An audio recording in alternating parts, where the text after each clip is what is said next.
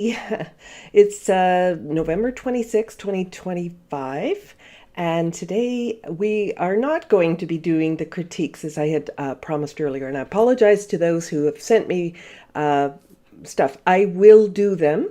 I'm aiming for next week. My week of preparation kind of fell apart on me, so today we're going to be doing this beautiful white-tailed deer. So let's take a look. And so this particular image I got from Meta AI. I have put the link to the reference below this video, so you can reference it there. I'm going to be working on, I believe this is Fabriano that I've stretched here. Fabriano Artistico, and I'm going to be, my paper's actually a little bigger, but my finished paintings I'm aiming to be 8 by 10.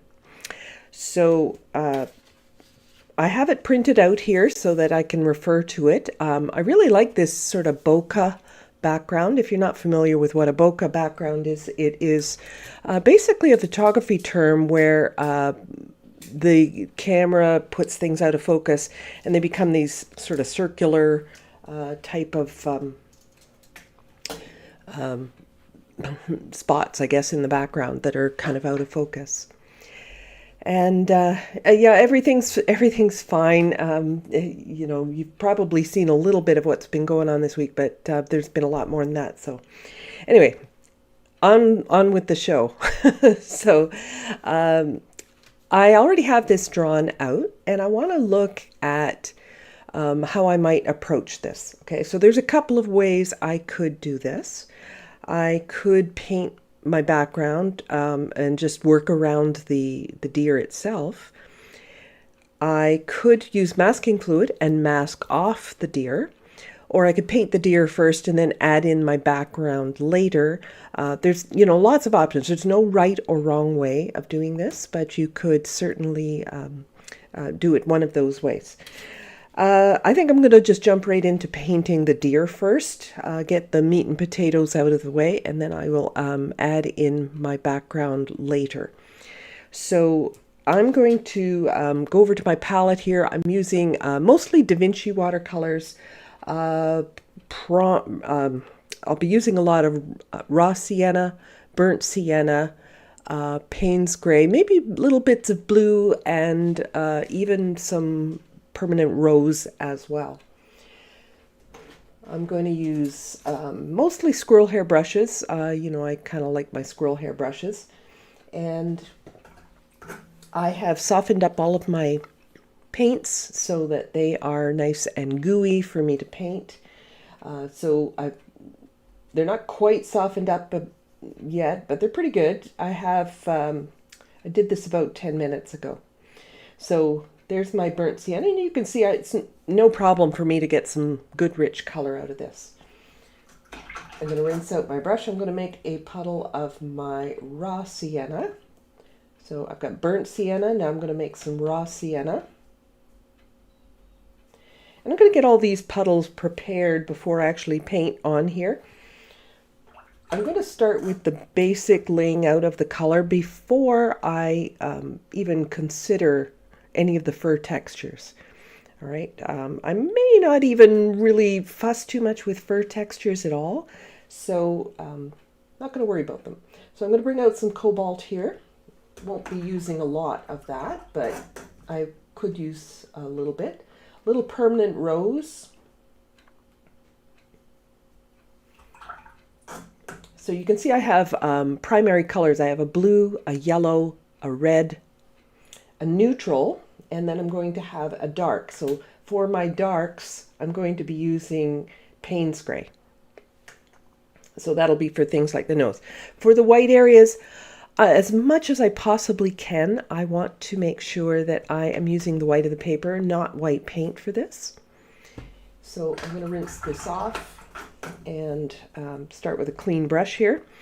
And I think I'm going to start with something very pale. So I'm going to start with the antlers.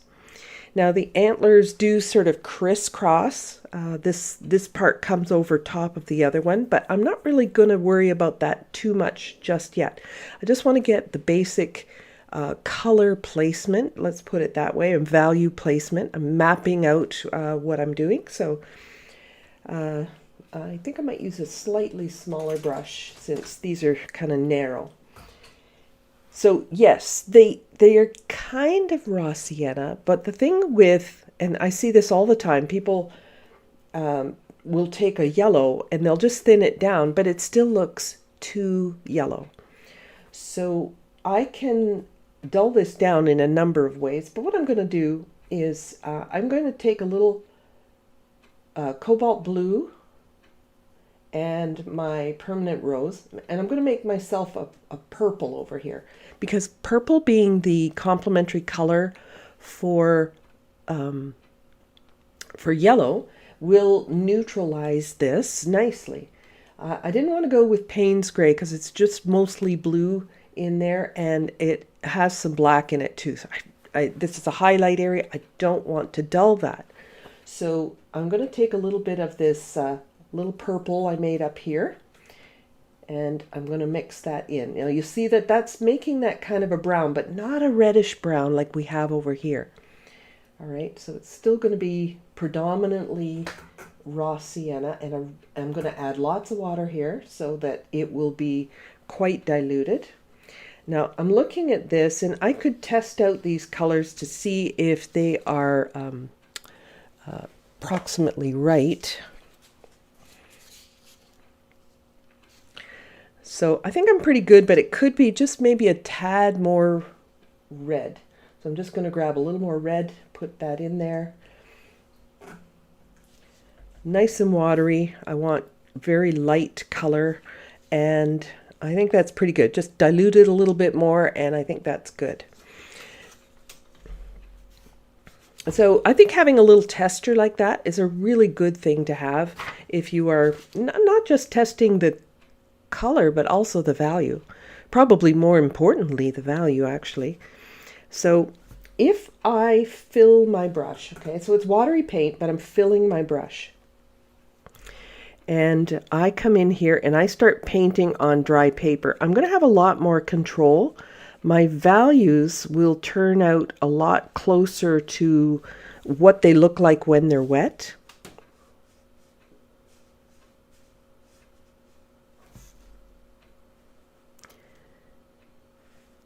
So I can come in here, and I know this is going to dry a little lighter. So against the white, and this is the part that throws everybody off. Against the white, your brain is telling you, oh my gosh, that's too dark. I got to lighten that up. And it's only the comparison to the white paper that this feels dark. In the beginning of your painting, when you're first putting down washes like this, you need to compensate for how light things are going to get. Now, I know I'm kind of talking in general terms here, but I know from my classes, there's always that artist, that one artist who likes to go heavy-handed on everything. I'm not talking to you about this, okay? You're probably going to go dark enough without me telling you to.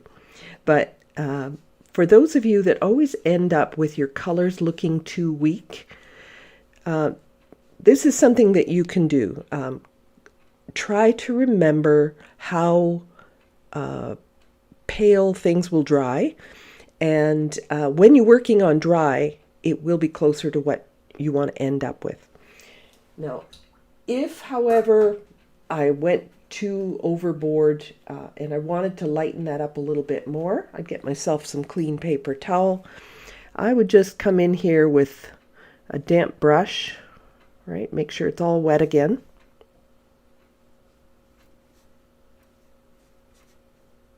Try not to go back if you can at all avoid it, but see, I can take this clean paper towel and pull off a little bit there. So that's now a little bit lighter.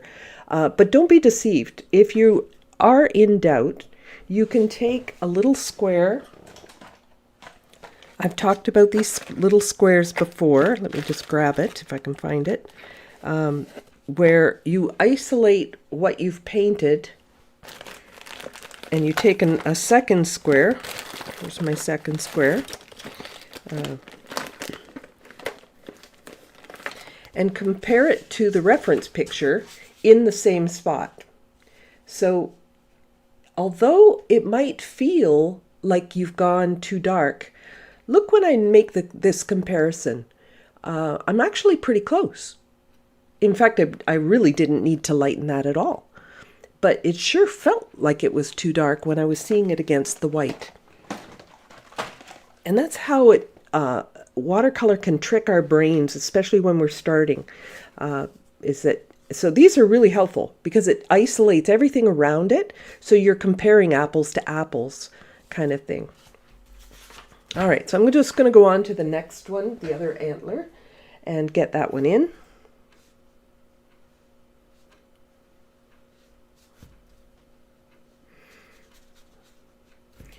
I'm keeping my brush nice and full, and I am not spreading out the color too thinly.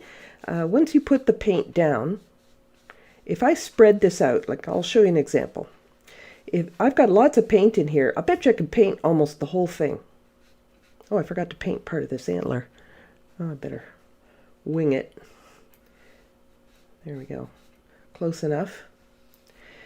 All right, so I probably have enough here, but if I start spreading it out, now I'm almost running out of color here, but what's happening is my brush is getting drier, the paper's getting drier, everything's getting drier, and that's when brush marks are going to happen.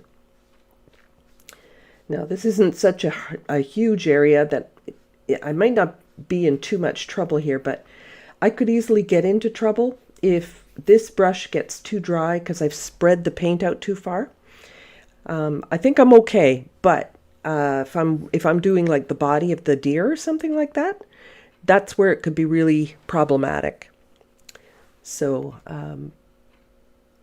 I'm just taking a look here. We're having this really weird warm day today.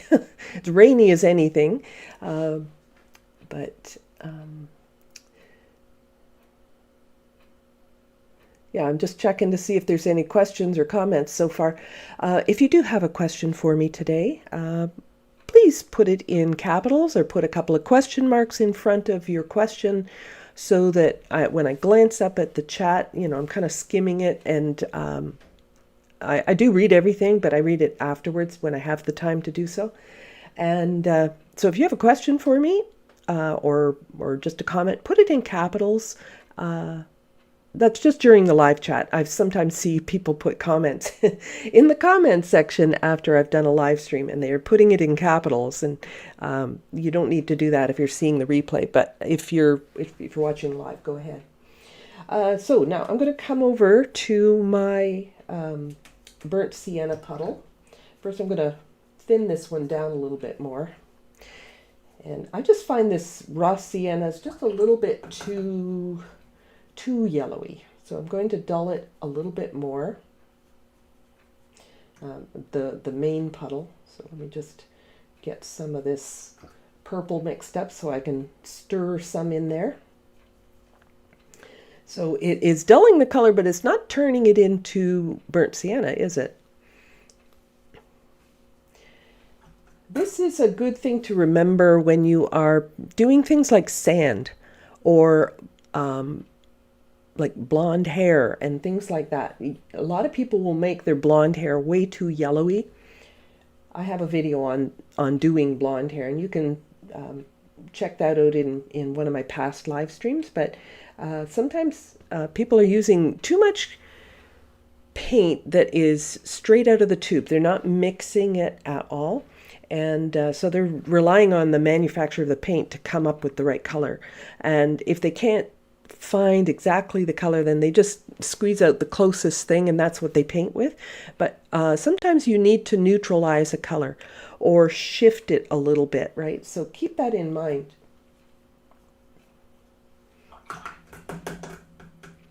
All right, so we've got a big area now that I want to work in, so I'm going to use bigger area means bigger brush.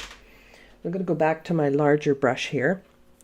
And I'm keeping in mind that there are areas that I will want to keep white-ish. Like it's not going to be pure white. This edge of the paper is pure white. They're, it's actually a little bit gray in there. But for now, I'm just going to leave it pretty white. And I need to identify where it is I need to keep it a little bit lighter.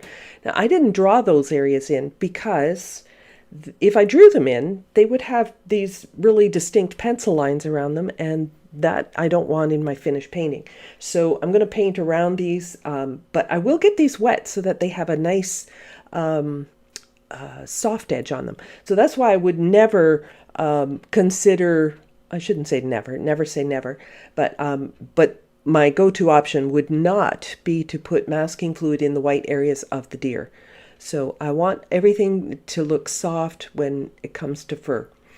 The outer edges, I'm okay with those being fairly crisp. All these outer sides and things like that. I'm good with that.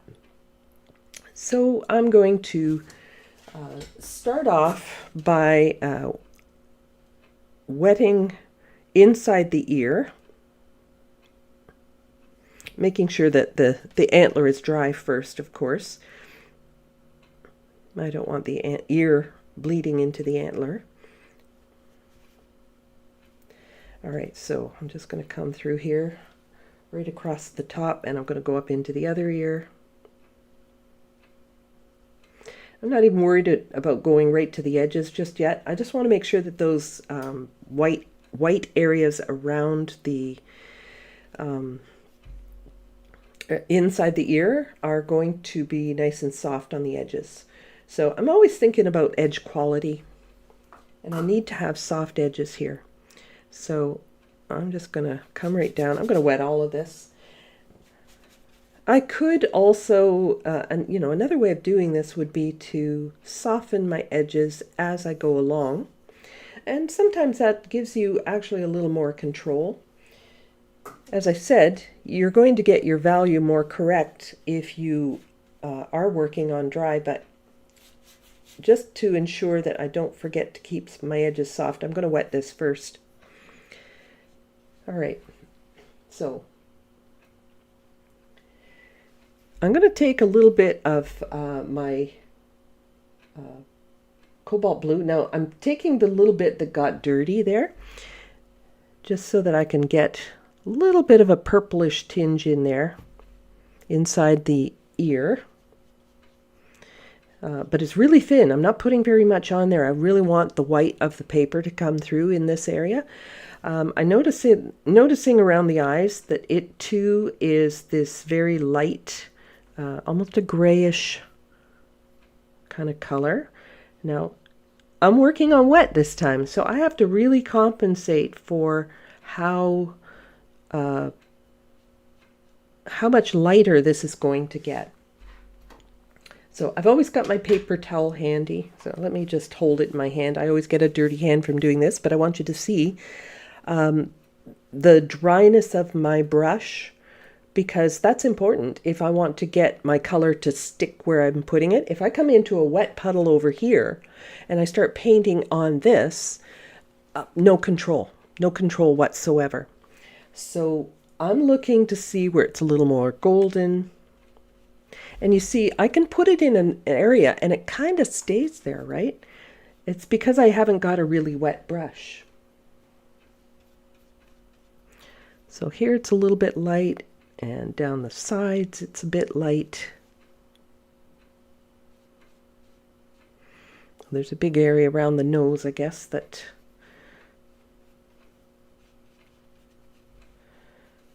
now I'm being very timid. I know I am. I know I'm being too timid, in fact. This is going to dry much too light. But I will keep building on this.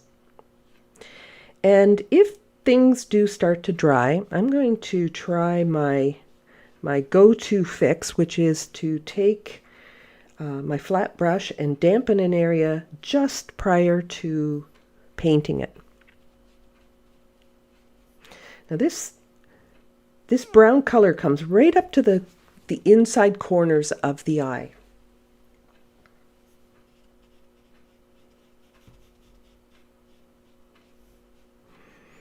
but I have to leave those sort of the mask, the white mask around the eyes. I have to be careful I don't close that in too much. Now I'm really looking as I'm painting here to make sure that I'm not losing any of the lights. So like this bottom part of the ear here, for example, that's white fur. This is white fur inside of the ear. So I'm really observing, okay, what is that shape? What value is it? And that sort of thing.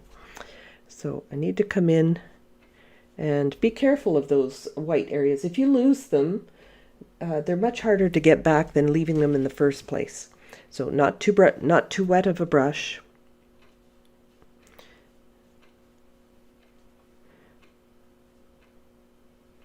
Now that's going to get a lot darker, but for now, I'm going to work my way from light to dark. Let's get up in here. This area didn't get a lot of water or anything, so I need to get right up to my edges here, which I didn't with my water, so I'm going to compensate for that now, just putting paint up there. And this ear is similar, of course.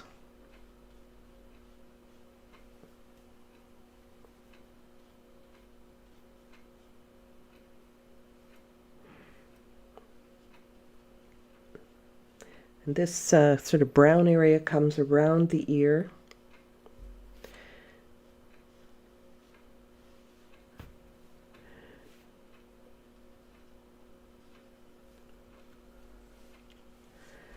The back of the deer, of course. Oh, it's starting. My paper's starting to dry. I can feel it. All right, so I'm gonna use watercolor right here, but I'm going to just quickly get this part painted in, just because I don't want to have a blossom or something like that. So this was still a little bit wet, but I could feel the paper was drying more. So I'm at the point where, okay, that first wet that I put down is already absorbing into the paper to the point where the surface is starting to dry again. So I need to kind of halt at this point and just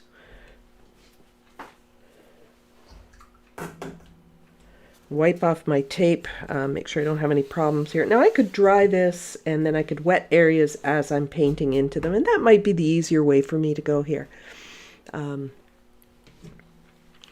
think one of the most important things in watercolor is knowing when to stop adding color. You know, when the paper's telling you to stop, you should stop. But I do notice something. My white area around my nose is starting to close in a little more than I want it to. So I'm just going to take a well-blotted brush. So before I dry this with that color in there, I'm just going to pull up and wipe off any color that kind of snuck into that area. Now, one of the reasons I've chosen the colors I've chosen is because I know that they are not difficult colors to lift. So if, for example, I were using a phthalo or something like that, a really strong staining color,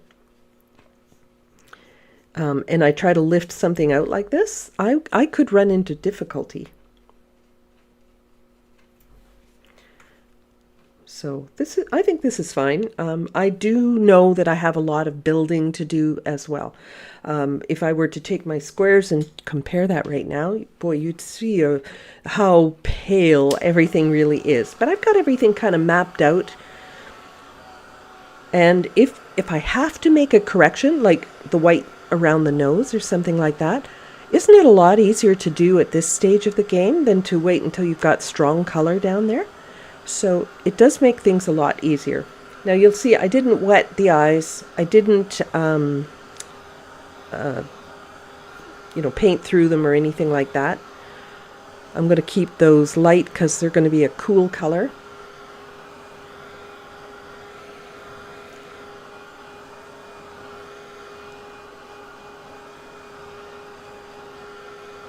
Well, I'm glad to be of help, Laura. All right, so I'm drying this, and I'm just going to let that cool for a moment. I've got no masking, so I did use a fair bit of heat here. But I'm just going to let that dry. That kind of sets this color. And then I don't have to worry about it, you know, shifting around or doing things that I don't want it to do. All right, once again, I want to come in with a little bit stronger color. So, you know, if you wet the area first, you will get your color, but look how pale it is. Just for comparison, even this side of the neck, which is a light area in the reference picture here, this is going to be too light. You can see when you look in this hole and you look in this hole, you can see how pale everything is. But by having sort of that ghost version down, that's when I can make my corrections.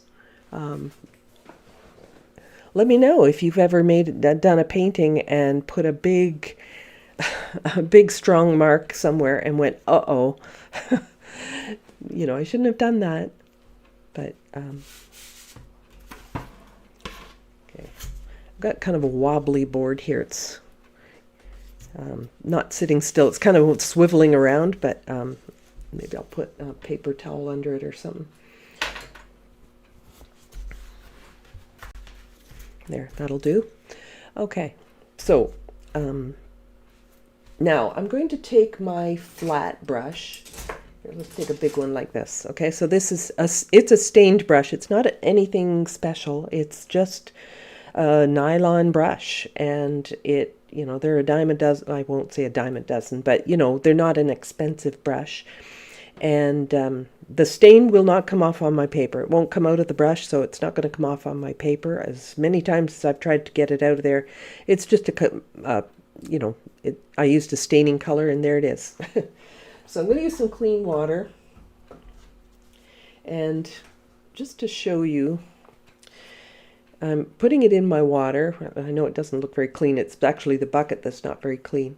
But see how I'm wiping the excess off here? Okay, so now I've got a damp brush. It's not really, you know, there's nothing dripping off of it. It's not fully blotted either. So I'm going to just dampen an area just before I paint into it. But before I do that, I think I'm going to make sure I've got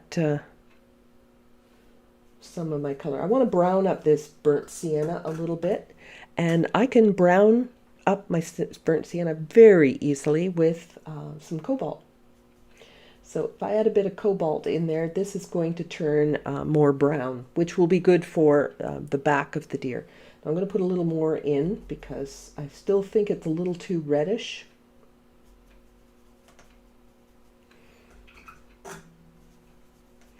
So it's great to have these neutral colors like burnt sienna and raw sienna, but straight out of the tube doesn't seem like it's the right fit. Let me take my strip again.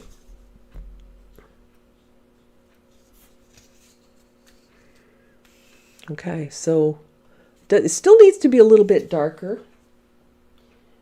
If I need to make my brown even darker, a little, now Payne's Gray is a very powerful color, but you could put a little Payne's Gray into it, and that will gray it a little bit, which is good. And maybe you can see the difference. This one looks a little bit more milk chocolate. This one looks more dark chocolate. All right, so that's pretty good. I think it could almost use a little bit of red as well.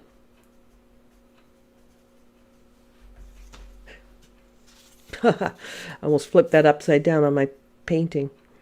All right, so, okay, so that's getting much closer, I think. A little bit more burnt sienna or Payne's Gray added into that. So you see, I'm just playing around a little bit with some of the other colors, adding them in, testing it out. I don't think that there can be a better way of learning color mixing than to mix, really. I just think that it's, you know, going to make your life a lot easier. In the long run, anyway. All right, so I've got a nice brownish color. I've got the more the raw sienna kind of color.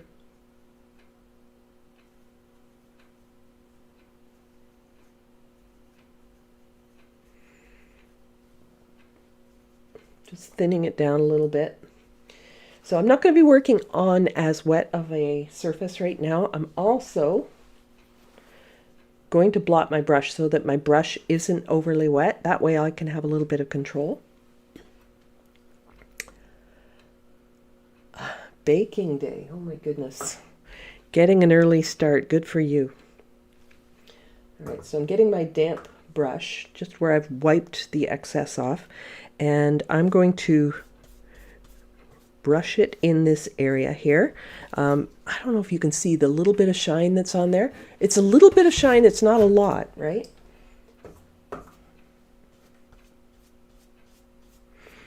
And I don't have to worry too much about staying inside the lines because I am going to stay inside the lines with my drier brush. So I'm going to start looking. I'm looking a little more, I'm fine-tuning my visual perception of this.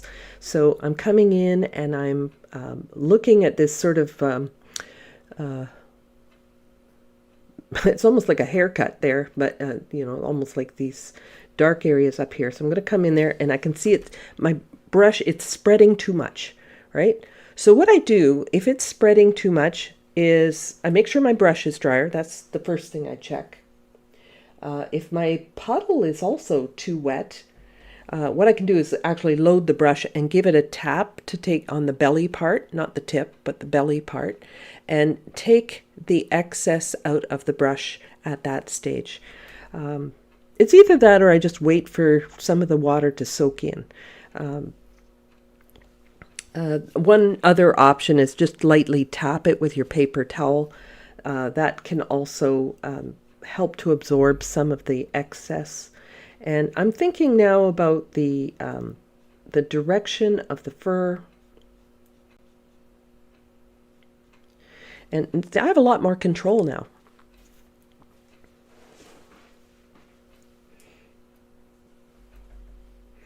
So anywhere where I want to paint, let's say I want to paint on this ear.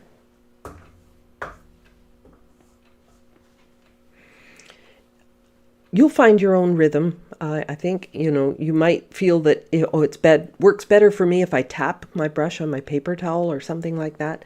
Some people use a sponge to tap things on, right? To absorb some of the excess paint or whatever. But you'll find your own way that works best for you.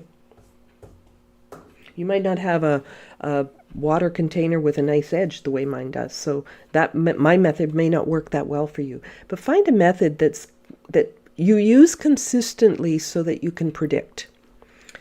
I think that that's going to be an important factor, is just being able to predict what happens when you touch the paper. I always do a little tiny mark to see if I'm close, like if how it's going to react on the paper. I don't just start painting the whole thing in. I might have guessed incorrectly, and maybe that's going to spread way further than I ever anticipated. So I'm just going to be a little bit careful here. This is a little more reddish. I added a little bit more red to this mix, and I'm just coming in carefully. And see, I can even paint right up against that antler and not go over it, because I'm making sure that even though the surface is damp and it's giving me nice soft lines, I still have a lot of control.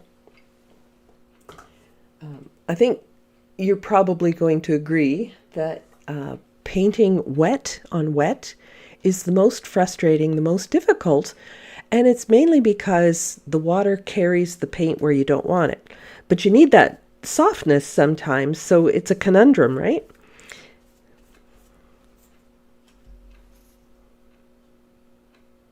Okay, looks like I'm all right. This brush is pretty dry at this stage. Now, I know I'm still pretty light, but it's a good start. And I'm a slow builder. That's just kind of who I am as a painter. and it will take me a little while to get this all built up.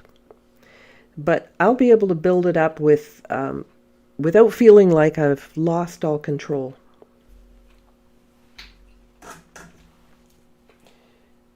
Now, I'll switch from the burnt sienna, the brown mix there, to the more golden mix, where I feel that it kind of needs, it's calling for it sort of thing.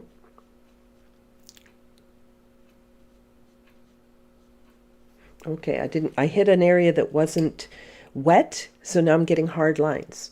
So I'm just going to take my damp brush. I didn't even put it back in my water. It's just damp from sitting on the table. And I'm going to dampen this area.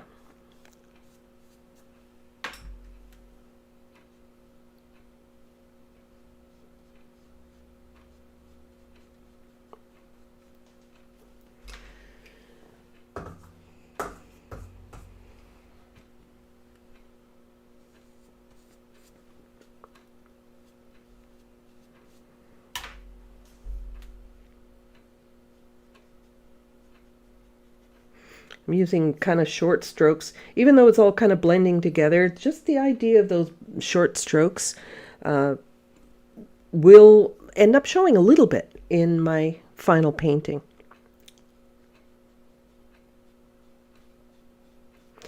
But the result will be that these little bits that I'm doing on the damp will end up making this fur look a lot softer. And it is important to notice things like, that's not a circle around the eyes. It's like a crescent moon, and the crescent moon above and below. So it actually comes in contact with the eye right in that corner.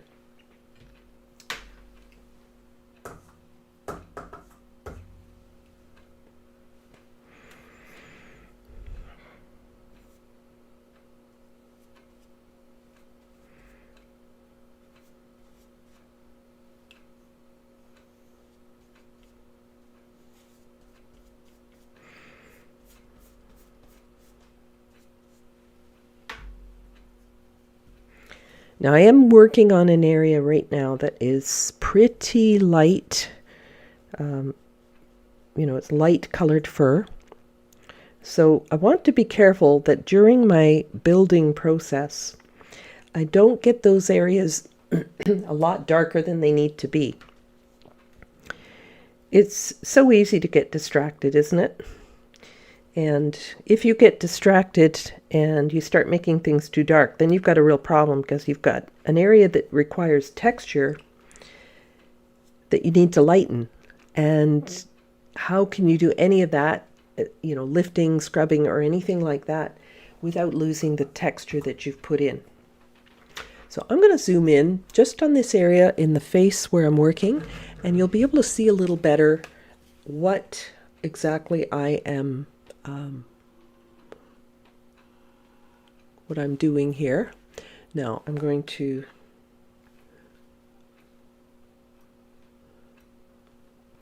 try and make sure I get it really in focus for you.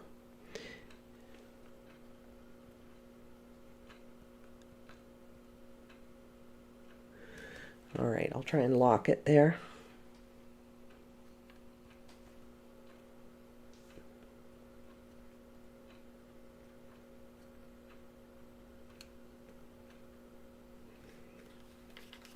It's not too bad, but the camera sometimes has trouble when I'm doing a painting and I get to this stage where I'm painting everything soft. Boy, does it struggle to focus, right? It's trying to focus on something I've painted out of focus. So the poor cameras just can't figure it out. So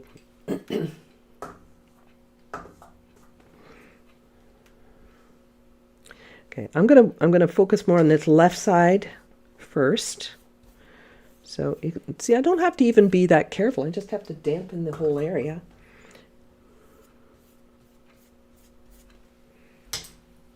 And then once I've dampened an area, I've got to make sure my brush isn't overly wet. Take a lot of the excess out.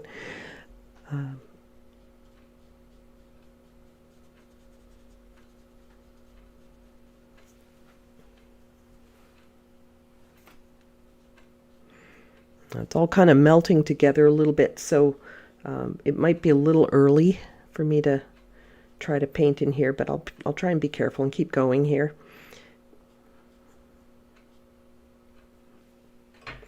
If I see an edge form, just take my damp brush, didn't put it in the water again, just with the lightest touch, I just gently passed over the little edge that I wanted to soften, and it solves the problem.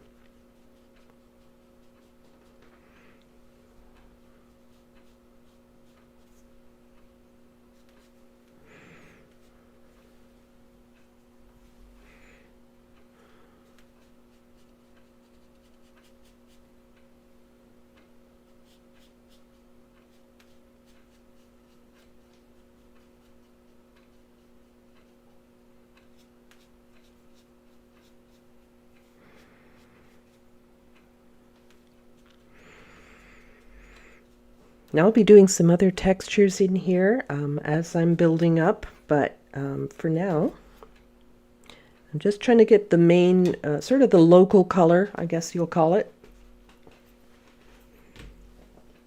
I'm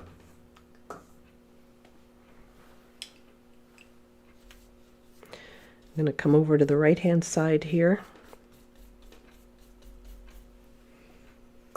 Don't wet an area larger than you can work in.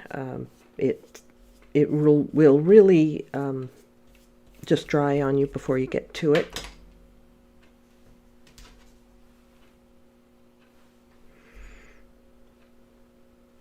Test it out somewhere, so if it spreads, it's not going to cause a problem. I just need to pay attention. I'm looking for that little white area under the eye. What shape is it? Where does it connect? And it actually connects to the corner of the eyes, both front and back. It kind of, that brown actually connects in that spot. Might look a little different if we were seeing a side profile, but we're not, so that's how it looks to me.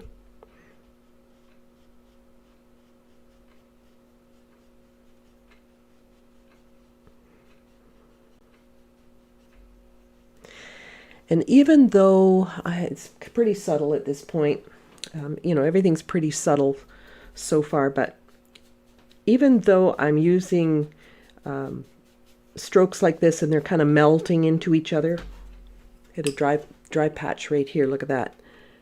Solve it right away, don't wait until it dries, just take that damp brush and brush it over top. That will solve the problem. But you can still see some of the texture, right? I'm just doing small, short strokes. Try not to make the strokes longer than the fur would be. But I can come in a few times. And that's what's going to keep all of this looking quite soft. I can always hardly wait until I get those big dewy eyes in there, but I'll get there soon enough. I don't want to get ahead of myself. All right, so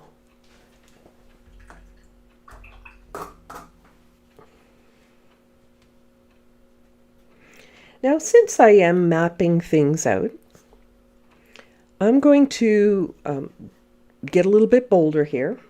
Well, actually, let me do the back, and then I'll start going into darker colors.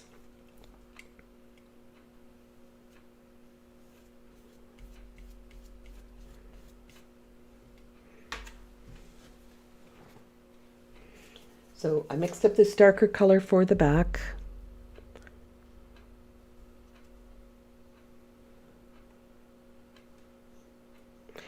And I know that there, you know, in the reference picture, there's snowflakes on the deer and all of that. That too could have been something that I chose to do if, you know, at the beginning I could have put some masking fluid in those spots or whatever. But I think I'm probably just going to use some white paint.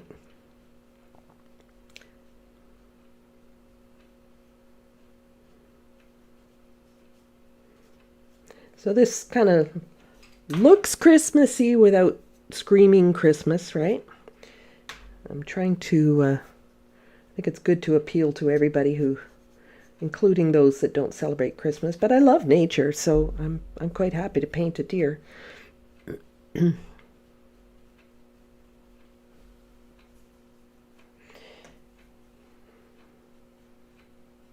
Little short strokes, and I'm trying to follow the, it's a little bit blurry on the back here, but I'm trying to follow the direction of the fur as well as I can, based on the blurriness that I see in the reference picture.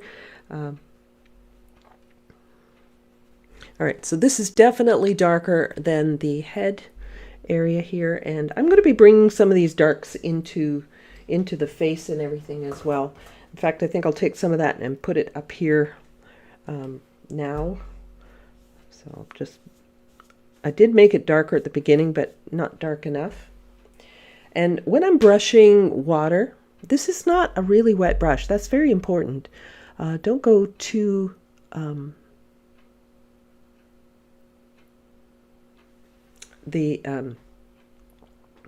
sorry, I got distracted reading something there. Don't go too wet with your brush, or you'll just make a blossom, or you will wipe off all your color. I'm using hardly any pressure with my brush at all. It's really just the weight of the brush. How did I draw the deer larger to fit my page? I just drew it larger. Yeah, I just drew it larger to fit my page. So I drew it ahead of time, and I didn't put a lot of detail in it, as you can see. I just put little bits in there. I mean, you could print off your reference picture and then fold it in half, and then you can print each half maybe 130% or something like that. I don't know what percentage, but you could print each half a little larger and then trim it and tape it back together. You'd have a larger image. So that's one way, if you're looking for a shortcut to the drawing. All right, so it's still a little wet, my brush, so I have to give it another little blot so I can maintain the control, so it doesn't start bleeding down into this area or something like that. And I'm looking at, the fur direction kind of goes in each direction here.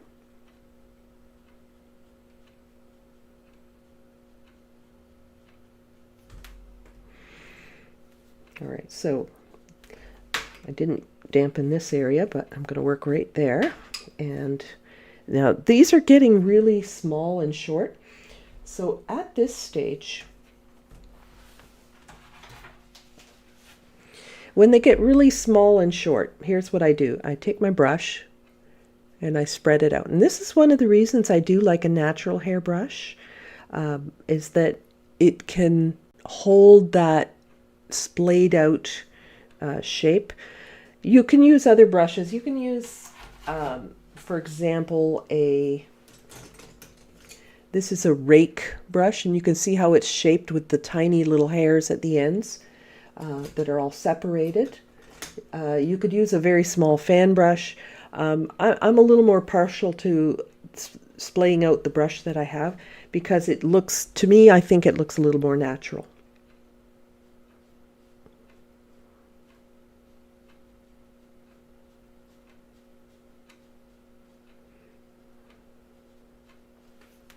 All right, so little areas there. I'm being really careful. I don't want to change the anatomy of this poor deer.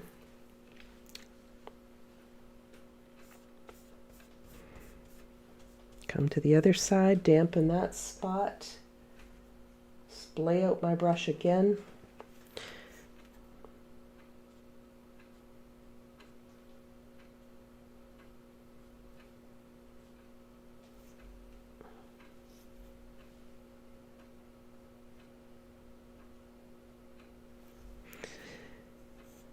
And It's not much, but there's there's almost like these little eyebrows. Do you see them right there and there? I'm going to add those in as well. Well, that's just above the white mark, but underneath the dark crown, I guess we'll call it.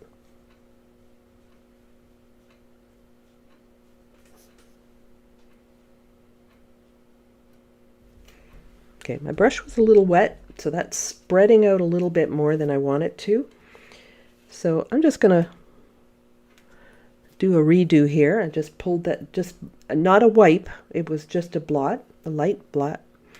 And I'm going to try again. Now the paper's going to be drier because I blotted it. And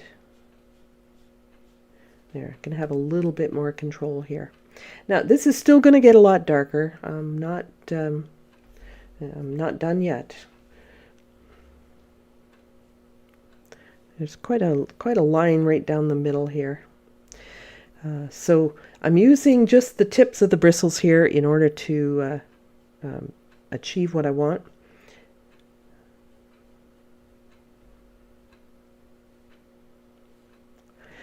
And here on the bridge of the nose, okay, like, so I'm talking about this part of the nose here, the snout. What direction do the hairs go in? They're pretty much coming straight up and straight towards me, and like it's more of a stipple in this area than it is a stroke, right? Here we see the direction of the fur going in this direction, but here it's quite different. We're looking straight into the fur. So we need something a little different in that little area there. So I'm taking my splayed brush and I'm going to kind of stipple it along here.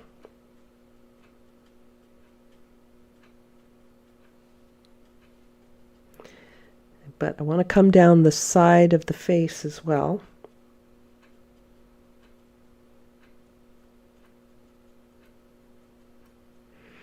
Very light touch, very little paint, not using a heavy hand when I'm doing this. I'm just going to turn this so it's a little more comfortable for me.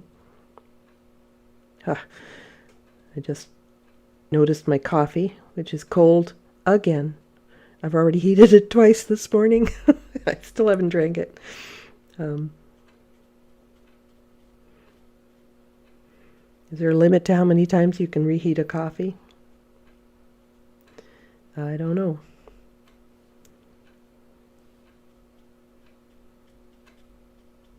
Now the brush is getting really dry, and it's getting easier actually to stipple than it was when I started. So if you're starting and it's like, oh, smushing together, something like that, definitely your brush is too wet, or the surface is too wet. But if I stipple on a scrap or something like that, let some of the moisture come out of the brush, I can create the effect that I'm looking for. All right, so I'm gonna go a little stronger now. I'm going to try a bit of Payne's Gray, and I see that there's a very strong dark on the ear tips, and I'm working on dry here. I'm not working on the wet paper.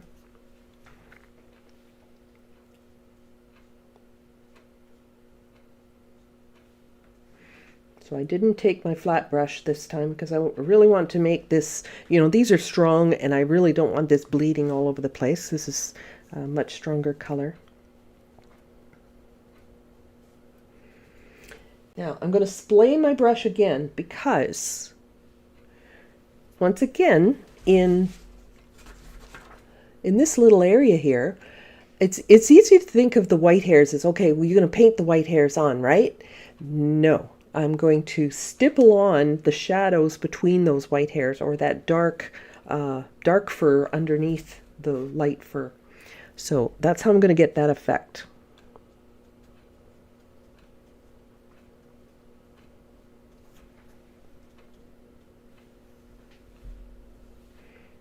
take some of it off. I want a little more control. So just lighten up the touch there. All right, so I'm not going to come down into this part of the ear. I'm going to have to do that with definitely with a lighter gray in order to do that, so that it maintains its softness. But this edge of the ears, it's pretty crisp, so I need that. I can come in to do the other ear.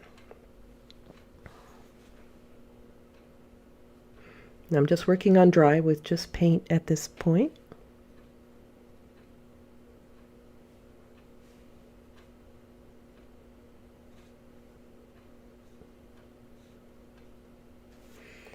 And I'm splaying out the bristles, making sure my brush isn't too wet. And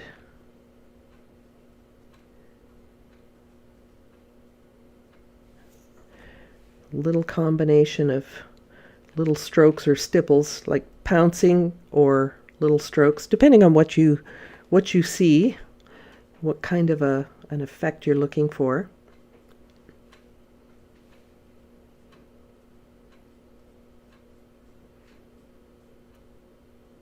But what this is producing is what will look like light hairs and a dark background.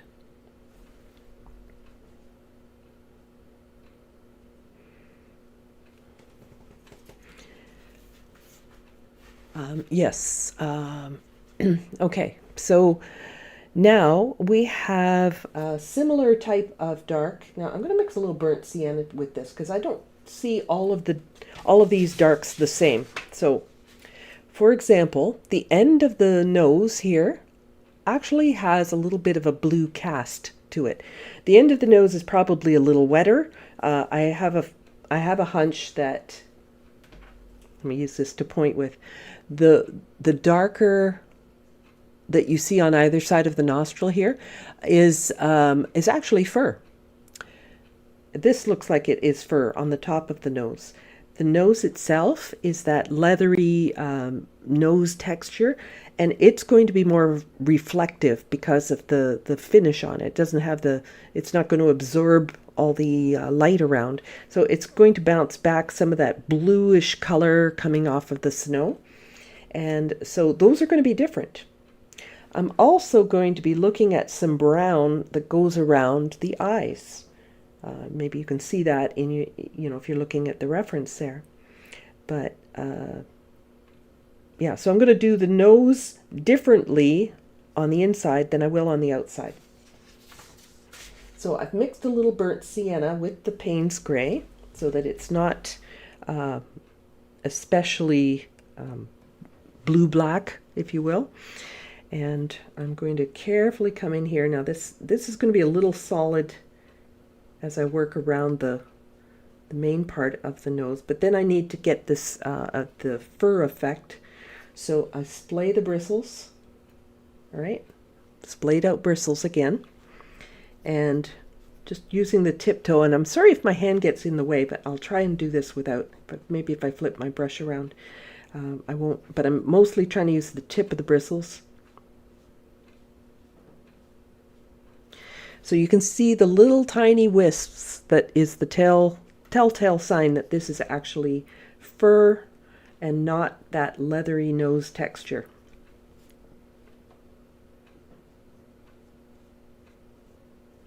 I am working on dry here. But I still consider this part of the mapping out. I really haven't gotten into detail yet, but this could be quite a nice little card, I think.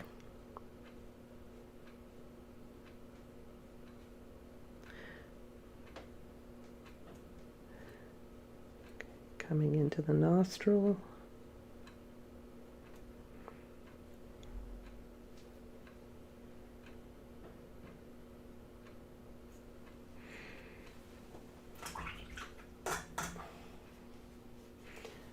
I'm going to go to some of my burnt sienna mixture, and I'm going to go around the eye. Now this is a little more burnt sienna because it's a little more reddish than what I see elsewhere. It's not in totally around the eye, like I don't see it on the other side.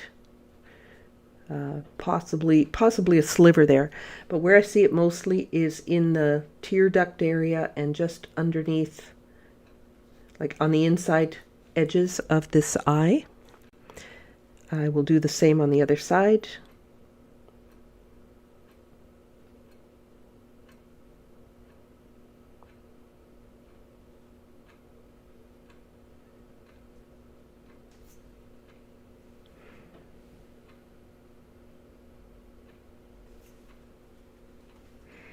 All right, and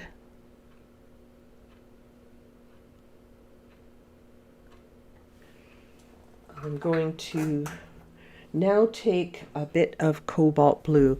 When I look in these eyes, I see it's got this lovely sort of blue reflection. That's from the snow. And so I want to get some of that sort of blue-gray look in there. So I'm going to take some of my cobalt. Doesn't have to be pure cobalt. It can be mixed up a little bit with, whatever's around. If you want to dull it a little bit, you could put a little burnt sienna in it, but not much. I'm still trying to keep it quite blue. So I'm just going to paint this leathery nose, this sort of a nice denim blue, I guess this is turned into.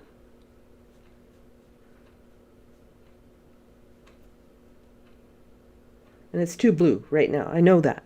It doesn't look very convincing, but I will come in and build up some more darks, and then it will look right. But I'm looking through all the detail in order to try to find, what's that color? What's that value in there?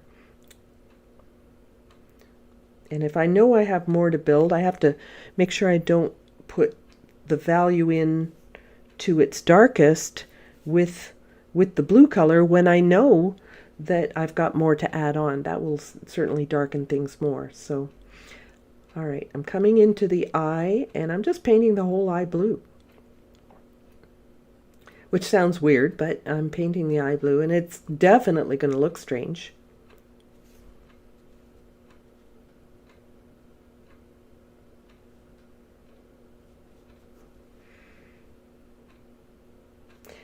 But this to me, well, there's snow on the deer, therefore it is raining, or sorry, snowing, not raining. So it's snowing, which means that the sun's not out, which means you're not going to get that bright glint in the eye that you get on a sunny day. A lot of people like to put the life in the eye, and I do agree that, the life in the eye is very important. But if you put a glint in the eye and it's an overcast day, there's something doesn't jive, right? It just doesn't seem quite right. All right, I'm going to thin this down, and I'm going to use a little bit of this the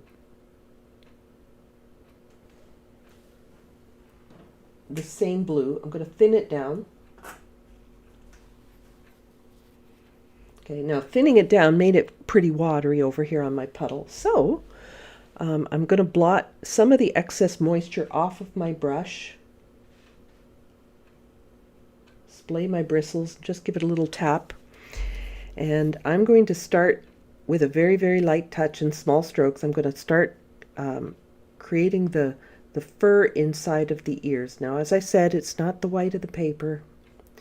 And I do need to pay attention to negative painting here. So what I mean is that the hairs coming this way, or the fur that's coming in towards the ear, is creating a little bit of a cavern inside of the ear. And let's play that out a little better.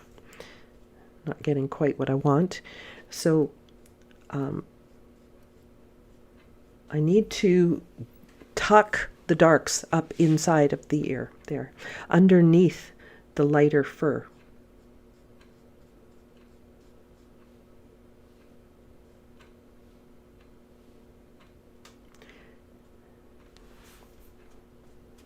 Paper towel always on the ready, just in case you put too much down or something. I'm going to blot a little more off my brush, splay my bristles.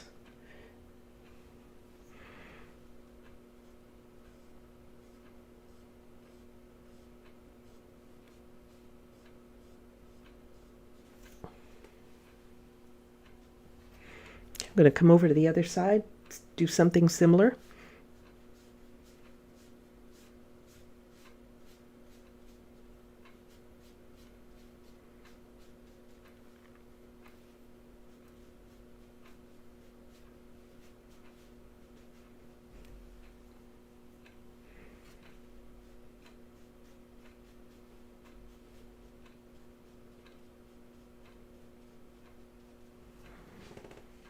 Okay.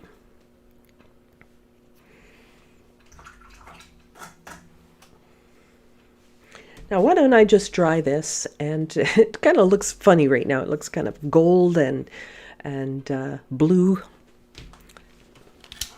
But I'm going to dry this. Won't be too wet because I didn't work on wet paper, and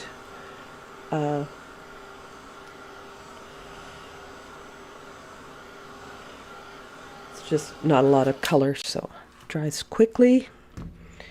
All right, so there we go. Now I'm just going to take some straight Payne's gray here, and I do need to darken where the nostrils are.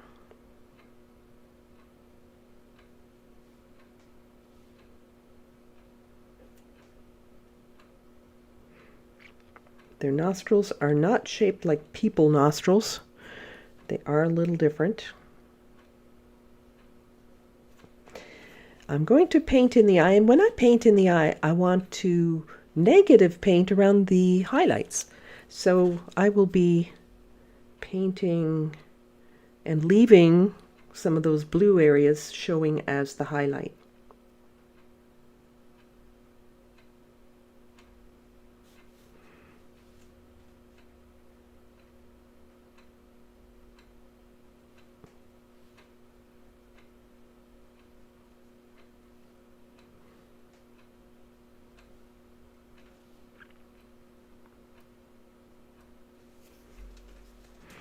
Now that's too light, but that's a better problem than having it too dark. So I'm going to come in, I can add more blue, that won't be a problem. And it'll kind of soften a little bit of this eye as well. I mean, that's the one thing deer are famous for, is their big dewy eyes.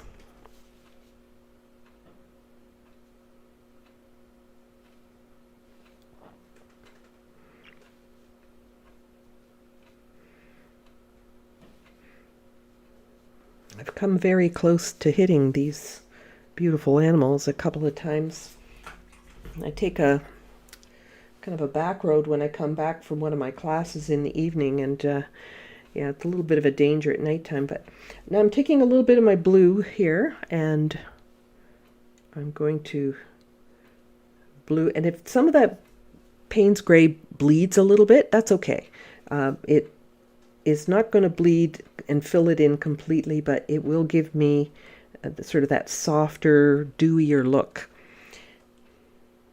Okay, so we have some nice dewy eyes here. I think this one I've got a little bit short. I'm going to come up at the top here. This eye looks like it needs to be a little bigger.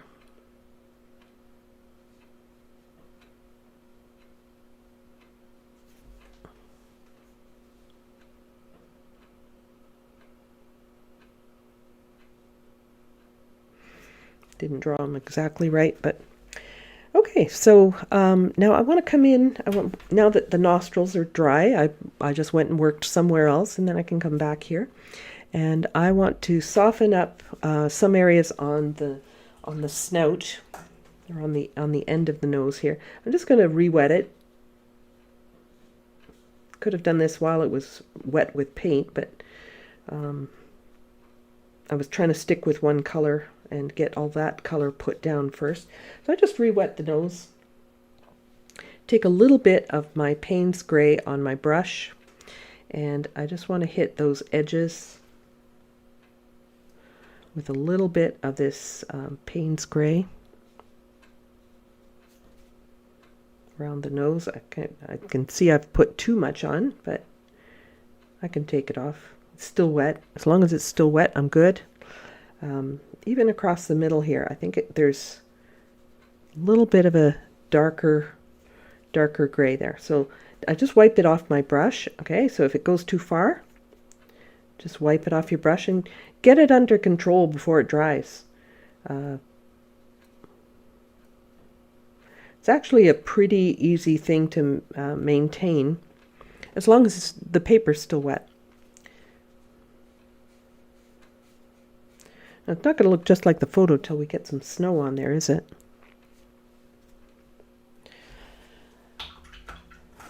Okay. Yeah, so I need to get some, I can definitely see how much lighter all of the fur around the face still is. So let me dry this. Just, I don't want to smear or smudge any of this.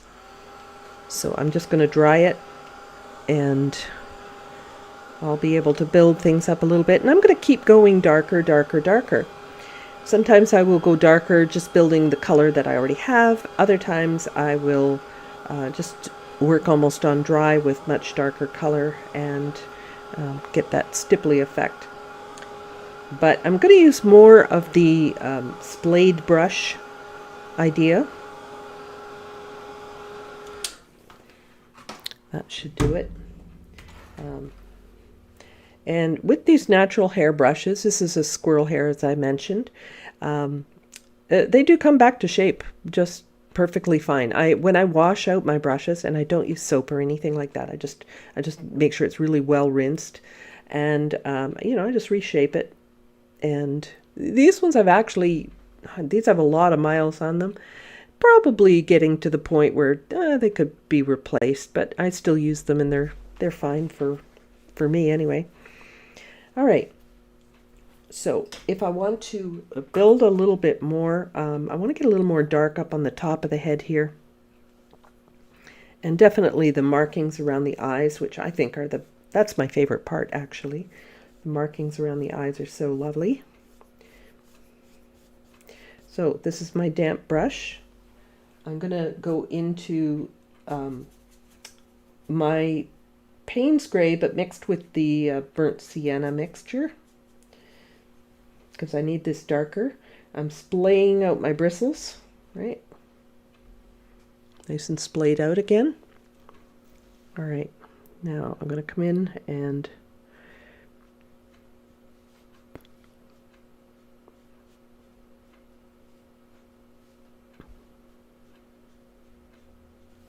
short strokes. These, you don't want one of the beetles as your deer.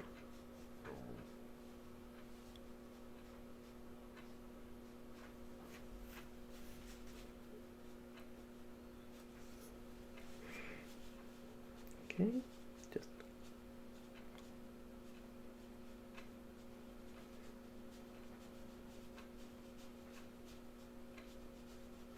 gives a nice little wispy stroke, but always mindful of the length of the hair, of course, where you're placing it, but the direction of the fur.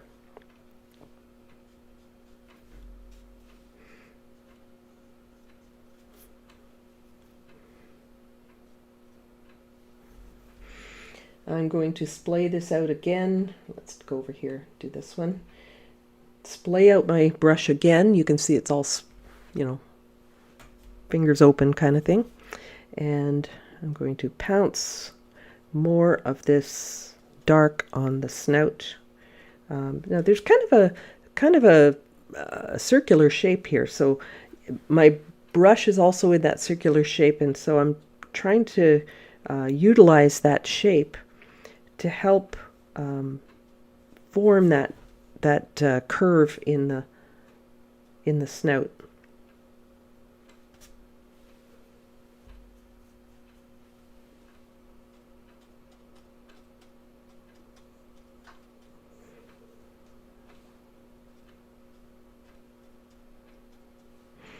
Now, what I'm feeling I've done right here is I've jumped too many values. And what I mean by that is that this looks like polka dots on there. So what I'm going to do is I need more of the burnt sienna in there. A little bit more brown, a little less of the Payne's gray. So I'm going to splay the bristles with this burnt sienna, and I'm going to stipple some of that in there too.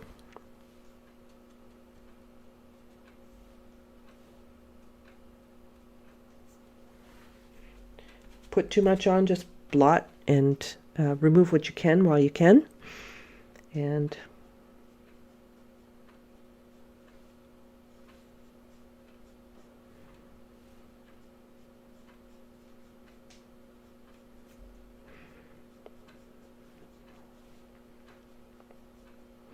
so we're going from these longer strokes here, we're slowly progressing to the stippling on the front, right? And so for anybody looking at this, that will help to explain the contours of the face. Even though we're looking at it straight on, it's really hard to describe that for the viewer, right? So we need to find a language, a visual language, to help them understand what the contours of this deer are.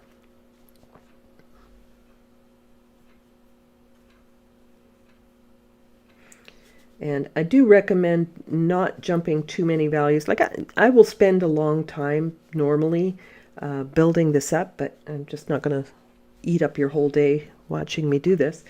But you'll get the idea of it anyway.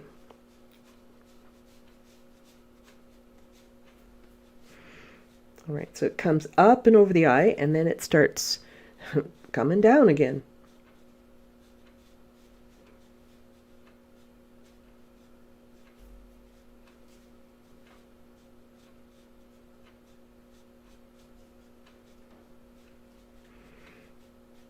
If I did this stippling without doing the under painting here, it would look very, very stark because of the whiteness of the paper. All right, so it's awkward for me to work this way, so I'm going to work sort of in this direction. Which if I'm using a light touch, I can still do.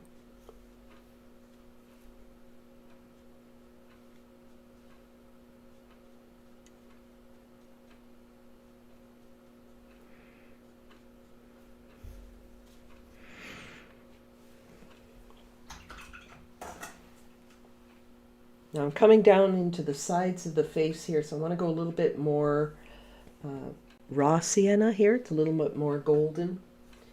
I'll muddy it up with some of my other colors on here, and I'm going to splay out my bristles. Make sure my brush isn't too wet. And I will continue to build up these fur areas.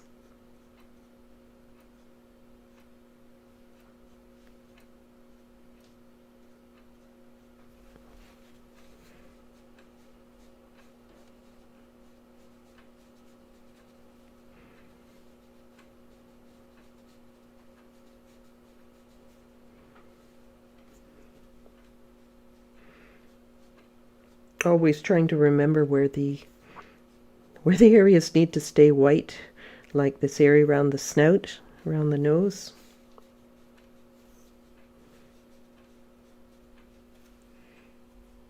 And this I am working on dry at this stage.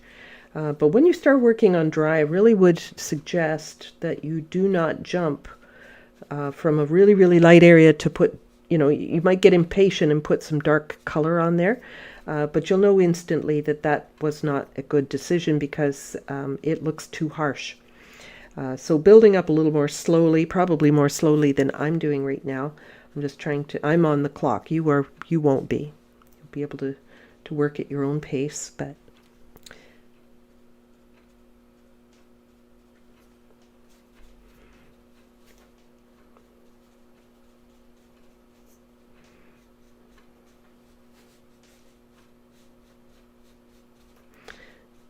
maintaining the length of the fur, direction, all of that stuff. These pretty much come straight down. And by having the combination of light, like the brownish, and the Payne's Gray, you'll get that sort of brindled look of the fur.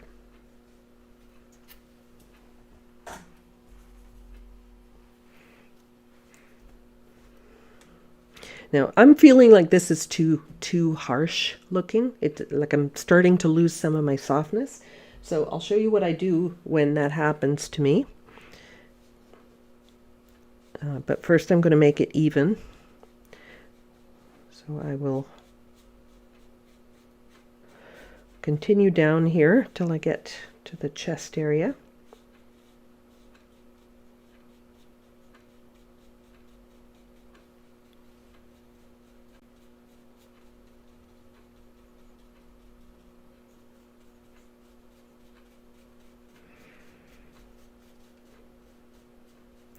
Yeah, if you were trying to paint this from the printout, you'll notice the one thing about the Meta AI, it makes everything square. It doesn't give you the rectangular shape like an 8x10. So, I obviously cropped off some in order to make it fit an 8x10 properly.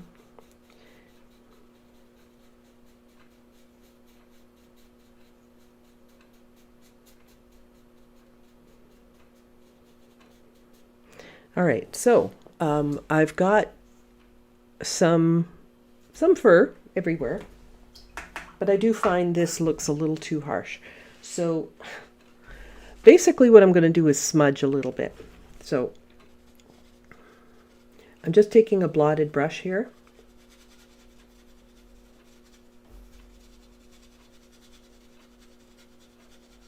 And just lightly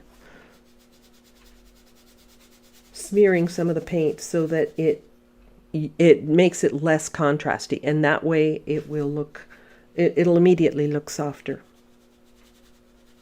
So I'm not losing the texture, I'm just blending it a little bit so I don't lose that softness. Cleaner brush if I'm getting over here to that edge, but here, for example, I'm finding this is just too harsh, so I'm just going to, it's fresh paint, I just did it a few minutes ago, so I can easily soften it up. Just run the brush over it.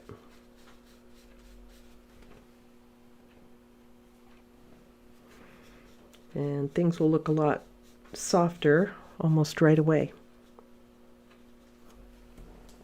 I need to put some blue down in there, some blue-gray.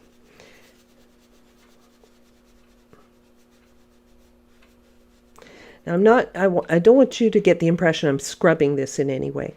I'm simply smearing a little bit of the where the paint is a little thicker or heavier on the surface.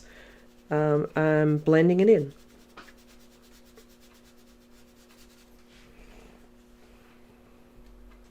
So I know when you've put something on, it's scary, isn't it? Like to put water on it and smudge it around. But, as long as those layers have kind of dried and it's not like week old paint or something like that, you can usually soften it quite nicely and get things a lot more gentle looking without losing the texture, which is, of course, the nice part. So I'm going to take some of this blue-gray because I do feel like this just looks like an area I forgot to paint, and of course it's not. It needs to have some fur there. So I'm splaying the bristles in my blue-gray, and I think I will dampen this first. Not trying to put down dark color here, I just want to get this area. So see, even this brush here, with nice sort of damp brush, I'm not really moving anything around. Come right under the chin there, get a little bit of that blue-gray going. It is softening more than I want, so I'll just splay my bristles and make sure my brush isn't quite so or the paper isn't quite so wet. Blot it a little bit maybe. these are all things, I do more intuitively. I'm just telling you what's working for me. It's not necessarily the right way, the wrong way. It's just the way that I've worked out problems on my own. So splaying out the bristles once more, I'm going to put a little bit more texture in here.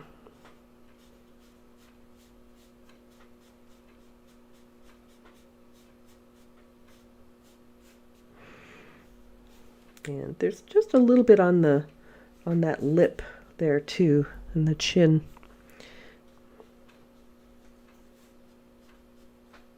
It's not much. I'm just trying to keep them a little separate.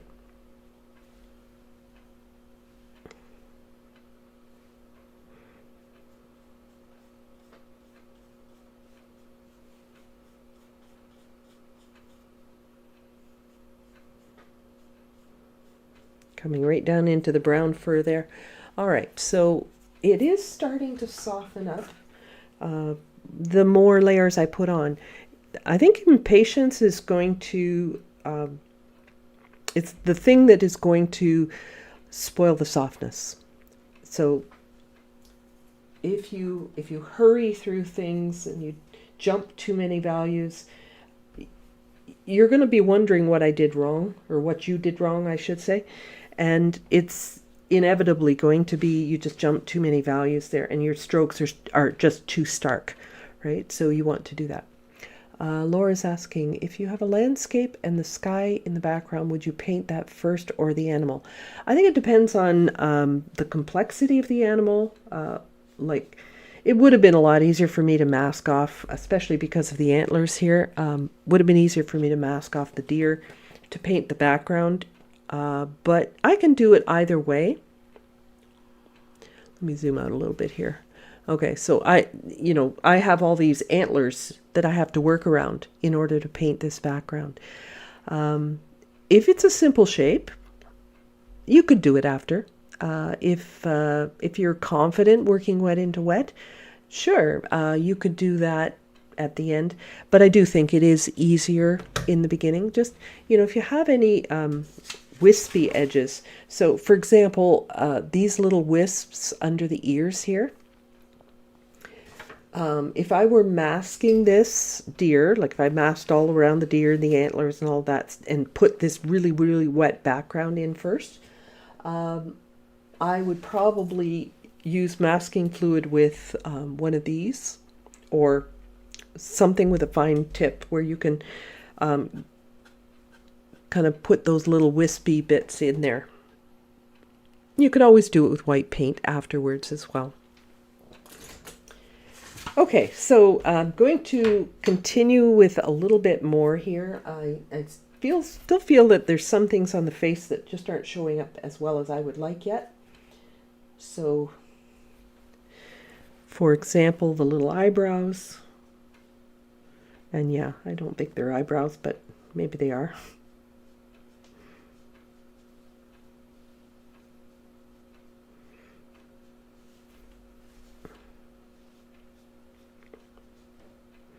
And I'm looking, it's okay, it's just at the top of the white here, and it just kind of starts to fade away, fade down into the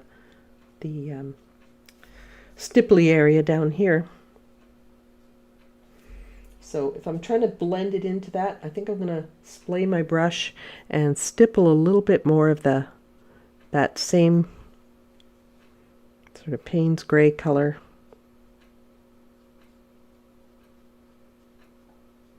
Little tiny, tiny strokes or stippling to get that blended. But I find it much easier if there's like a lot of fine stipple, it's much easier to do it and do a little bit and let it dry, and then add some more and let it dry. Let it dry in between so that all the strokes don't start blending together, because of course the wet paint will do that.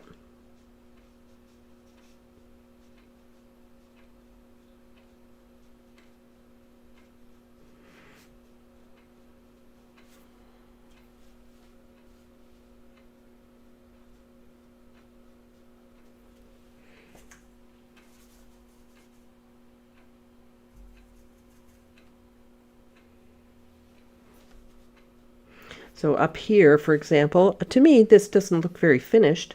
I would have to come in with a few more layers, I think, to make this start to feel a little bit more realistic.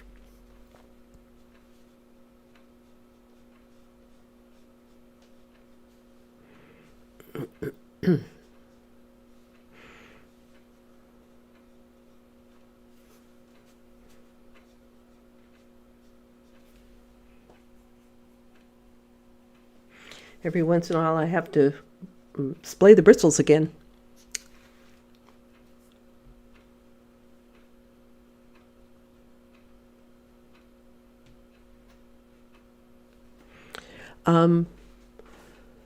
Yeah, there's always the big question, are AI generated images useful for painting from? I'm not selling this. I'm not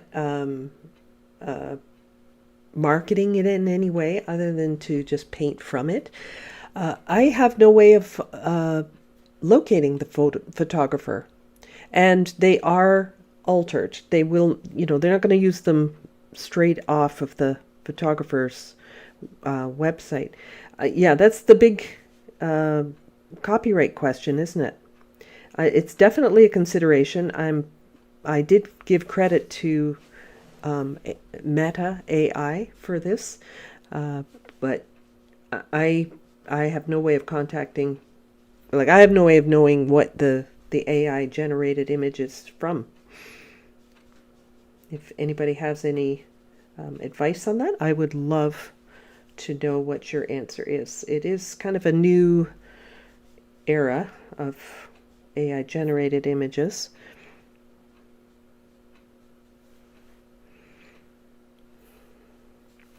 Now I'm looking at the corner of the eye here, and there's kind of some darkness there too, coming down from the eye on both sides.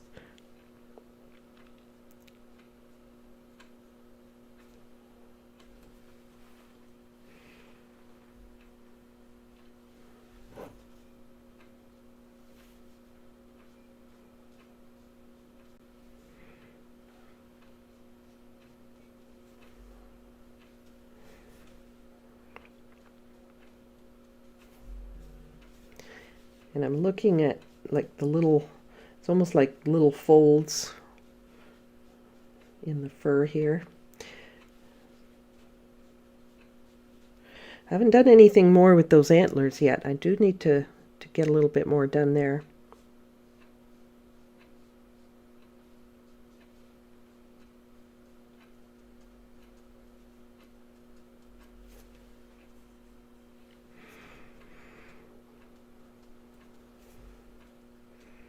Kind of stippling a little bit of that dark color up into this this ear here.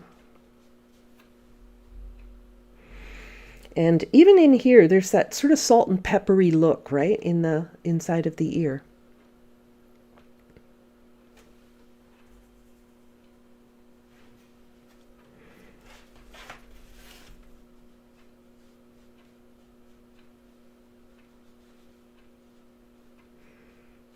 But again, I think right here, I feel like I've jumped more values than I should have.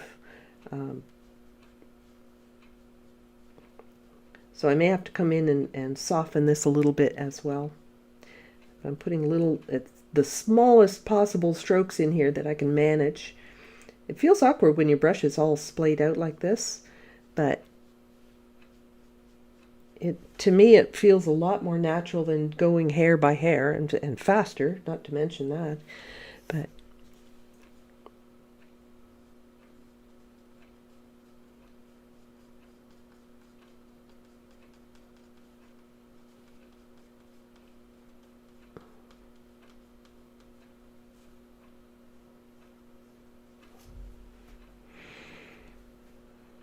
okay, and the white on the bottom part of the ear here is really not even going to show until I put a background in there. So I'm not going to worry about that just yet.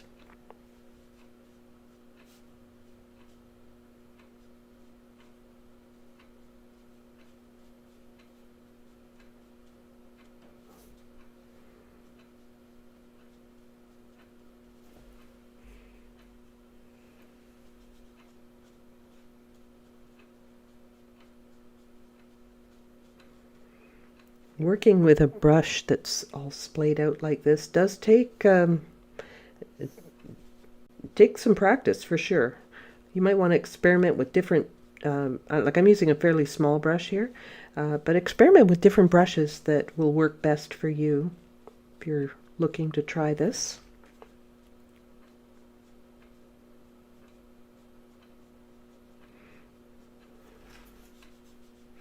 And again, it's looking a little bit stark. I probably am going to have to smudge it a little bit again. But I'll wait till this dries. I know it sounds kind of silly, but I wait till it dries to smudge it. But I want it to be a sort of a uniform thing that happens. So I don't want to smear it while it's still wet.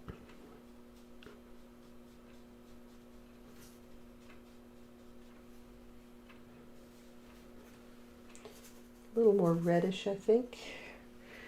And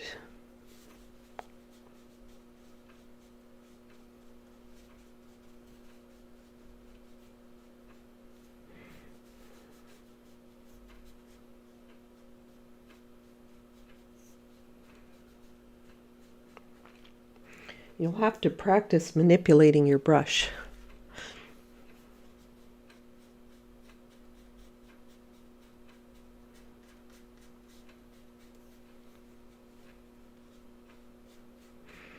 And I'm going to continue this on the back. I really am not too worried about this being as detailed because this could actually be sort of out of focus back here. You know, it's a little further away, not by much, but it's a little bit further away. But you can see every layer you build up just tends to make it look a little more finished. Oh, that's a little too wet. Time for a clean paper towel.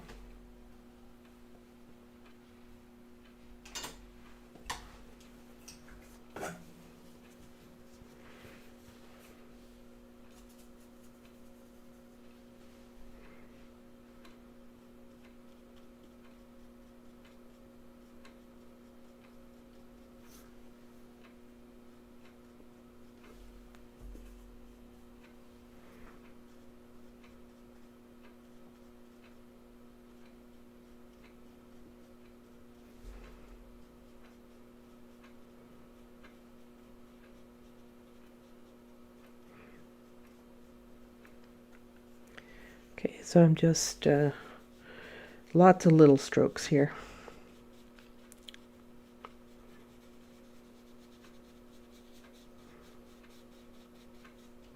So if you can avoid sort of concentrating in one area and working that, where all the strokes start blending together, because they're, you know, they're not wet, but they're a little bit wet. So if you keep brushing in one spot, they will start blending together and turning into one, just sort of one wash kind of thing. So I'm just going with my brush quite dry now, and I am working on dry paper as well. But I'll just put some on, and I'll find somewhere else to work so that I can keep going.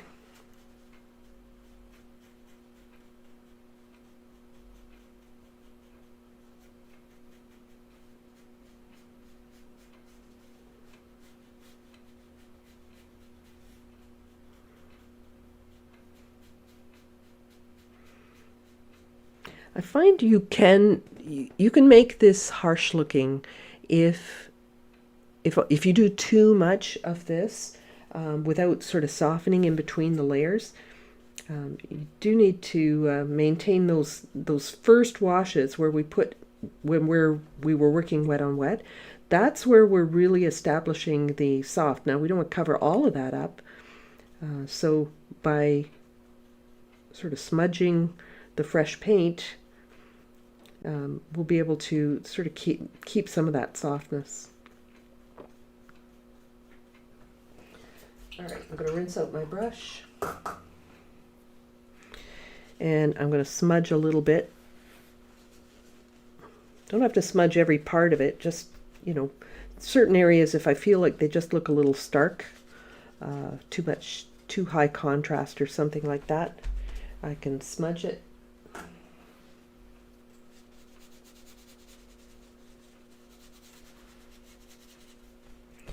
I'm always sort of picking up the excess with my paper towel, though, because if your brush is wet and you just make a spot and you don't blot it off, you're going to end up with a ring. It's like when you spot wash a shirt where you've spilled something.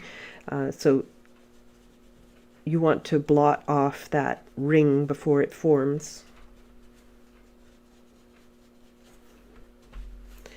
So right through here, I think I'd like to go a little bit softer right in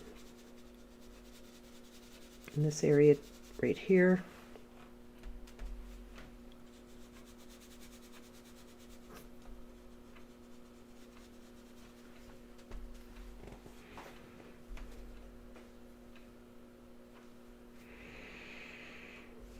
All right, so you get the idea.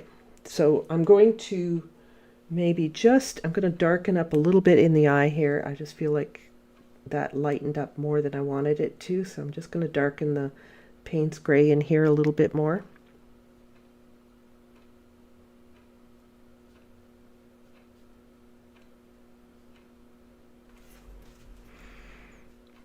Same on this side.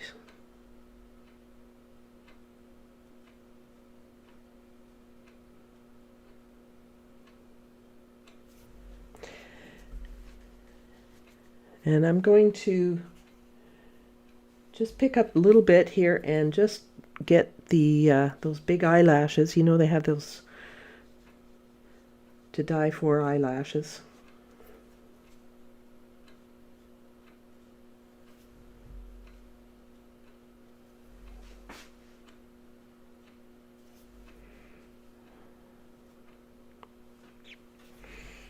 All right. So I'm going to do a little bit on the antlers now. Burnt sienna, a little Payne's gray.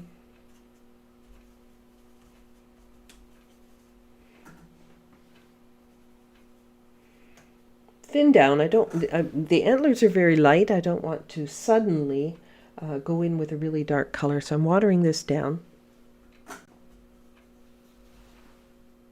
Not too wet on my paper towel, and let's just see what I'm going to get here. Okay, so basically I'm just going to put these dashes on the antlers here. They're broken little dashes that run the length of the antler itself, but certain areas like here, for example, I want to really establish that curve. And you can see where the actual antler is quite a bit darker. So I'm going to fill in a lot of that. But these dashes do kind of follow the contour of the antler. You know, the cylindrical shape of it and such.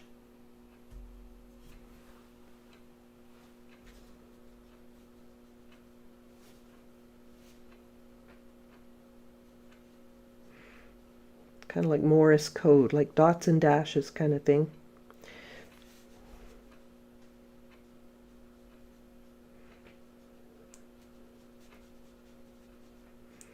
And I will build up more on the shadow side of this antler, and it starts to blend into the ear a little bit. But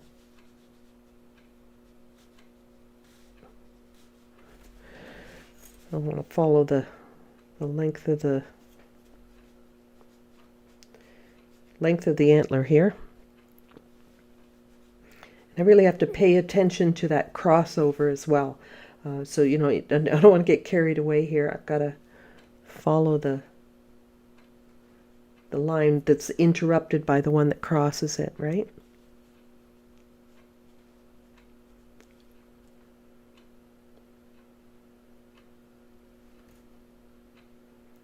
Oh, thank you. Yes, I am.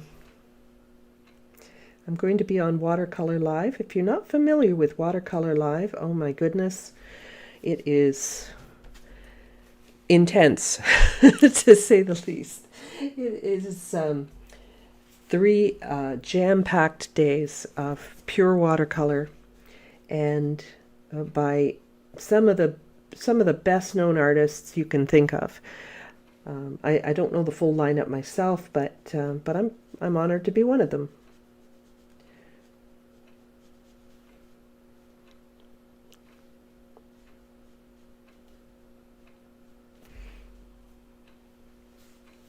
So you can find information on that if you're interested at watercolorlive.com. Watercolor spelled O-R, not O-U-R, the American way. And so it's watercolorlive.com, and you can find out all the information there. And if you use my code S Pryor, I think it is S Pryor, I believe you can get a discount. You get a discount and I get a little credit, so which is kind of nice. So I should tell you that, right?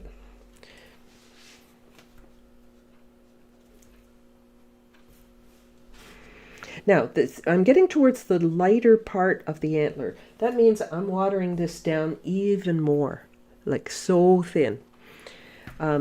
It would be really easy for this to get overdone. So I'll zoom in a little bit so you can see a bit better. Okay, so I've thinned this down. I can also have my paper towel handy to sort of blot as I'm going. I want a little texture on here, but I want it subtle.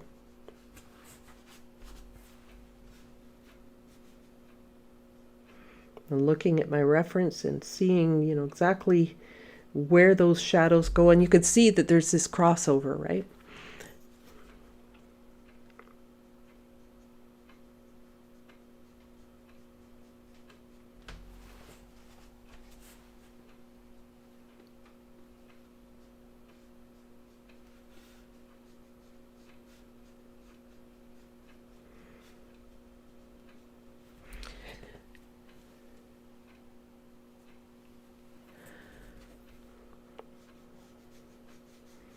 Great, so I'm going to come in here with a little more. I'm building up again, so I'm putting a little bit more of that darker reddish brown along this lower part of the antler. That's going to help it feel like it's got a little more roundness to it, so that antler feels cylindrical.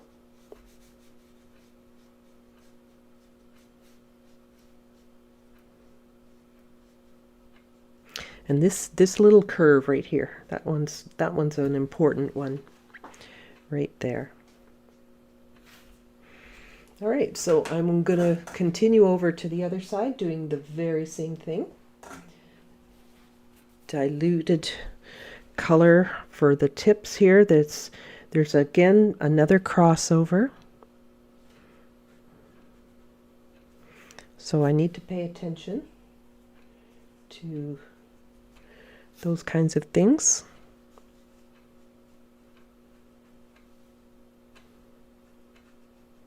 You might think that would come right down to that outer edge the way this side did, but it doesn't appear to.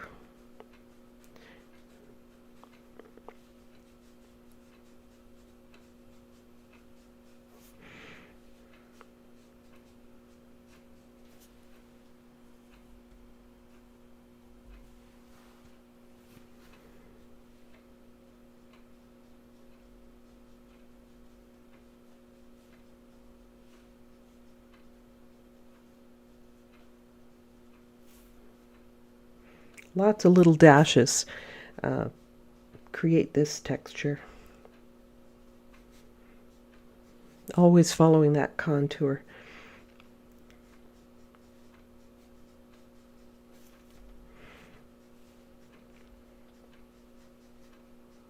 I'm looking forward to getting a background on this so I can see everything. But it's getting kind of late. I might have to... No, I better finish it because I was going to do my critiques next week. So that, yes, I'll finish this today.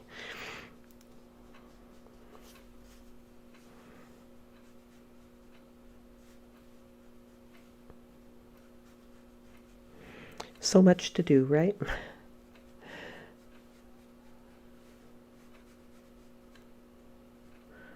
stop where that crossover is. Now that's a little stark, so I better not go too dark right there. Now again, if I have too much texture, like if I'm putting this texture on and it's like, oh my goodness, that looks too harsh or something, I can come in and I can soften things up the same way I did the fur. So I can make it more gentle.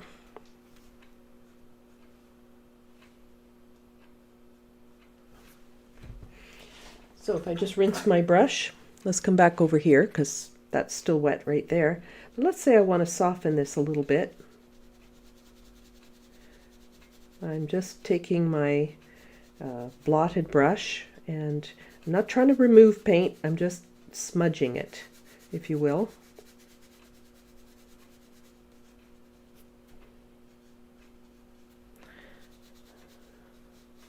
So it takes a lot of that contrast out of there. If I wanted to add a little more color, I could even do that, right? Like if I wanted to put a little bit of color, for example, on this side of that part of the antler, I can put that in there. It's not going to disturb what I've already done. It's already dried, so the chances of disturbing what I've already done are pretty small. And I can build this up very nicely. All right, so let's zoom out again. Look at those eyes. And I'm going to quickly, if I can, put in a background. So let's look at my background colors here. I've got kind of like the blues. I want this to look a little more wintry. So I'm going to use more blue than what this particular reference has. So I'm going to use cobalt.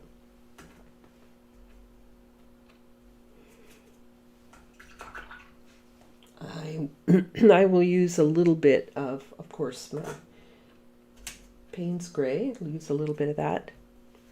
Now that, I see almost green colors in there, but they're really, really dull. So I'm going to take raw sienna and mix it in here, which makes this a little bit green, kind of an olive green. So I think I can live with that. And I will use little bits of my permanent rose. Okay, I may use just some Payne's Gray as well, but I want to get my colors ready and like all set to go. Really helps having softened up all these colors beforehand.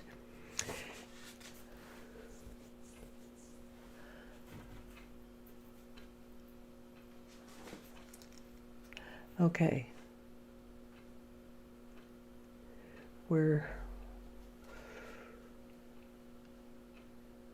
No, it's not fur on the antlers. It is like a bone, and it's just got a rough texture to it.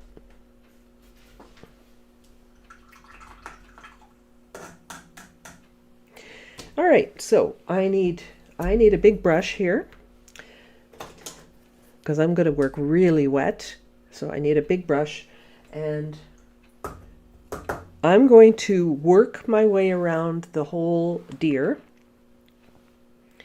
And sometimes I'm going to be using water. Sometimes I'm going to be adding paint. But rather than, here's what I'm doing that's going to be different than what you're probably expecting, is that I'm not going to wet the background. I'm going to work from one side and just work my way across. Now, in order to do that, I need a brush that's like crazy full, because I need to keep going, and I need one wet color to connect to the next wet color. If one edge dries, I'm in trouble. So I'm going to start off down here because I am right-handed. I'm actually doing it right this week, where I'm going to start down here, grab some blue, put that in. I'm not going to fuss over the edges of the deer just now. I can come back, or even as I go along, if I have a small brush, this might even be safer, is to come along with a small brush and just come up to the edge. But I'm going to work with a big brush because time's a wasting.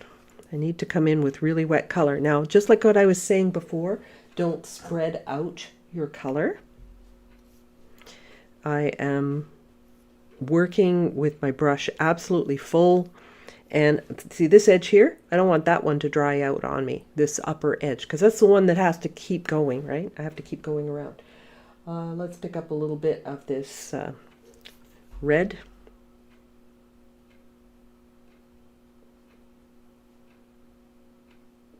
And again, it's tricky along the edge, right? So I'm just going to take my smaller damp brush, and let's just clean that up and come right to the edge of the deer. All right, so let's make sure these colors connect.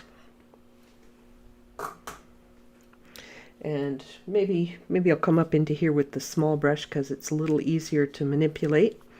And as long as this edge right here does not dry, I'm fine. I don't have to.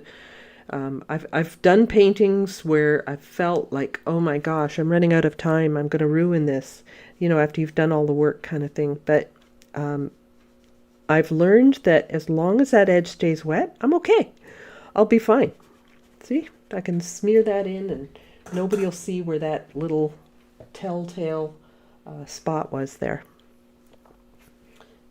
Okay, let's get a little more of this puddle mixed up.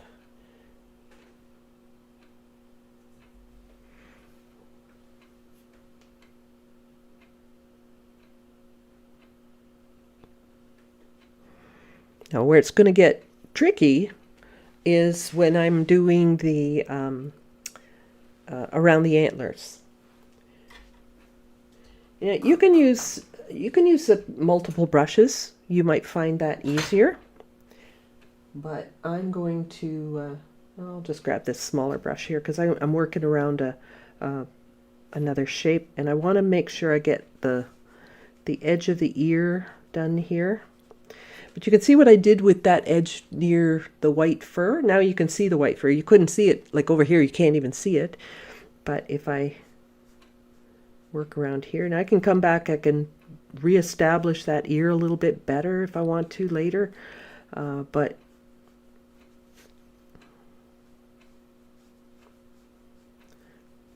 for now, as long as this edge stays wet, the edge that's going to continue, I'm fine. So I'm going to rinse out my brush, just paint with some water for a bit. Of course, the color's going to run into it, but I'm going to just paint with some water. If I have blossoms in my background, I don't even mind, to be quite honest.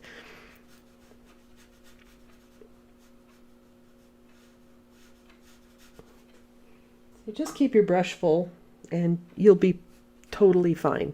It doesn't feel like you're going to be fine when you're doing it, but yeah, just take my word for it. If you fill up your brush, you will be fine.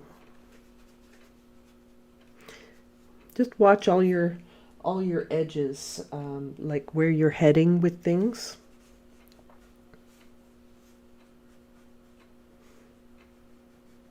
And if you're doing something around an antler, if it changes on the other side of the antler and suddenly it becomes blue, that's going to be a kind of a weird thing.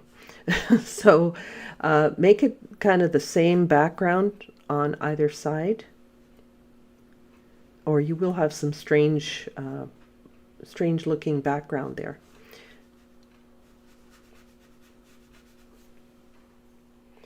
So just filling up my brush, and it's not a big brush I'm using right here because it's a small area, but I can go around the antlers with pretty good confidence, I think. Now we're coming into a big open area here, and we have some things to work around. So just make sure you're keeping, you're not spreading out the color, you're just keeping it nice and wet.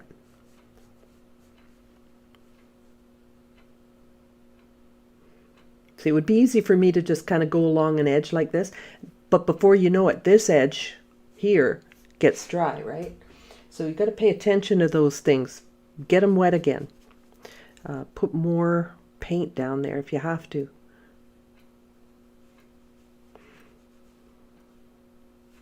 I'll worry about that little hole later because I don't want to interrupt what I'm doing right here. Just rinse my brush. I'm going to go with, I don't want to go that dark. I'll just do a very light blue through here.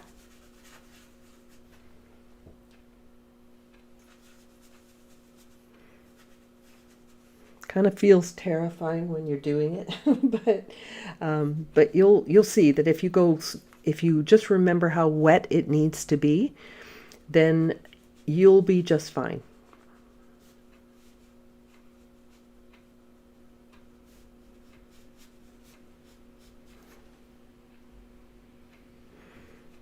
Right, all this needs to be wet in here, and it doesn't have to be a smooth, uniform wash, as you can tell. Might have a blossom here and there, like right here, for example. I've got something going on there. I might have just messed that up, but didn't really mean to touch it, to be honest, but it'll be fine. As I want to do a little bit of this bokeh effect as well. Let's get a little more of this color going here.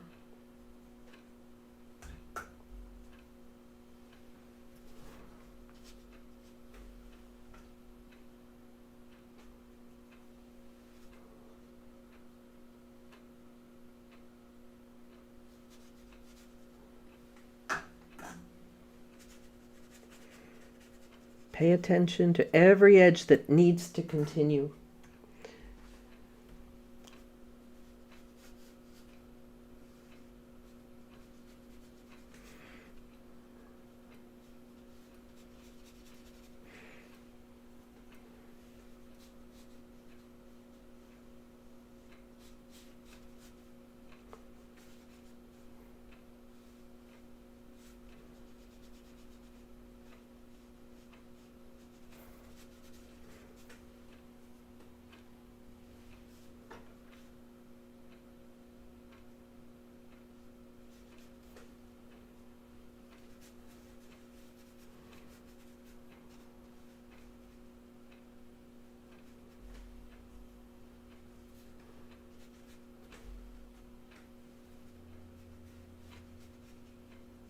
Throwing a little red in there, I want to make sure it's consistent through the painting. And there's a little bit on the deer in a couple of places, so it all connects together. I'm not choosing entirely different colors for the background. I've had a couple people do that, and it has a disconnect with the painting itself when you suddenly incorporate some completely different colors.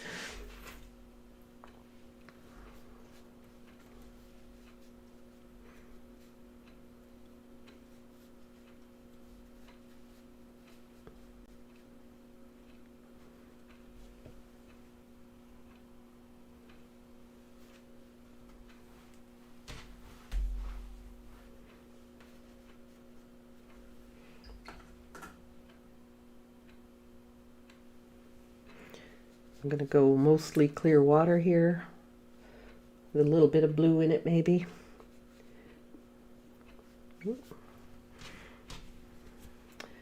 Stay inside the lines.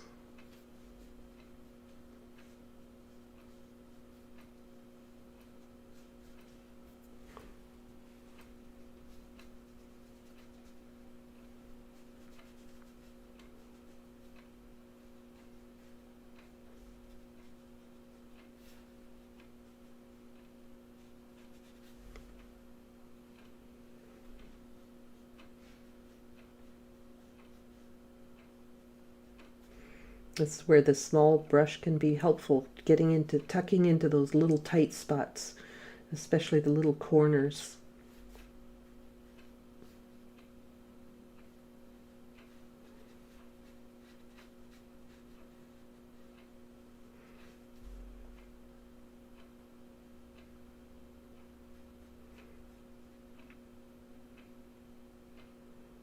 And again, that little gap in the corner, or in there, I'll deal with that later.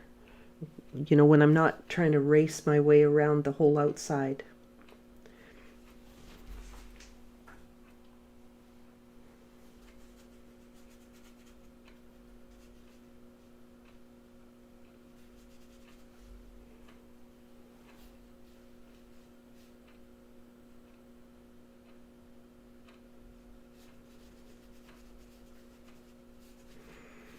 I'm not fussing to make it just like the photo either, as you can well imagine. And yeah, we're looking at this picture here, but the reference is what I'm kind of going by to put that background in. I could leave it just white, I guess, but as I said, you'd have trouble seeing these edges.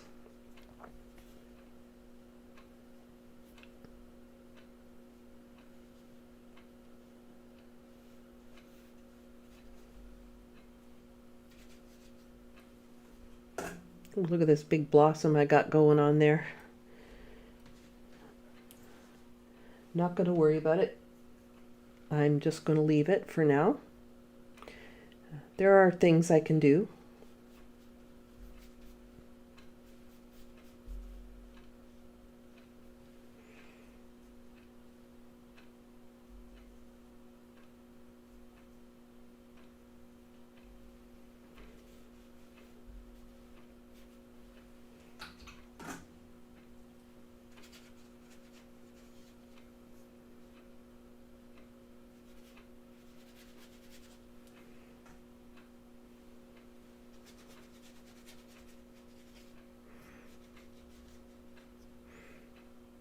Looks like I'm not using my big brush all that much after all.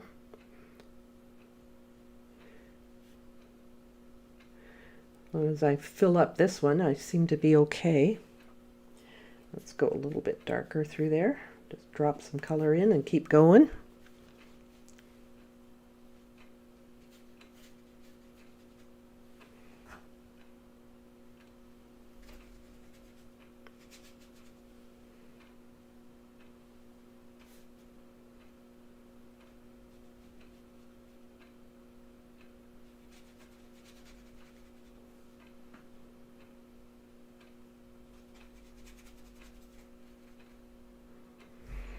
Phew. Okay, so I've got some background on there, and yep, I've got a big old blossom going on here. I'm not going to worry about it. I'm just going to let those things blend as they will. You know, when I get a blossom like this, I'll dry it, and then I'll show you what I do if something like that happens, an unintended blossom. Now, one thing I could do, if I wanted to, is I could just start making blossoms all over the place on purpose. That's one solution. But I'll dry it, and then I will try to get that bokeh effect. The bokeh effect is like those blurry circles. I sort of have it now, but I could do even more. And then I'll add some snow into the scene.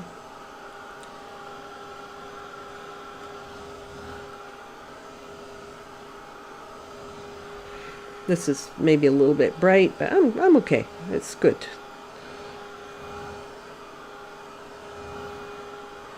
I still have to come in and do those little spots as well.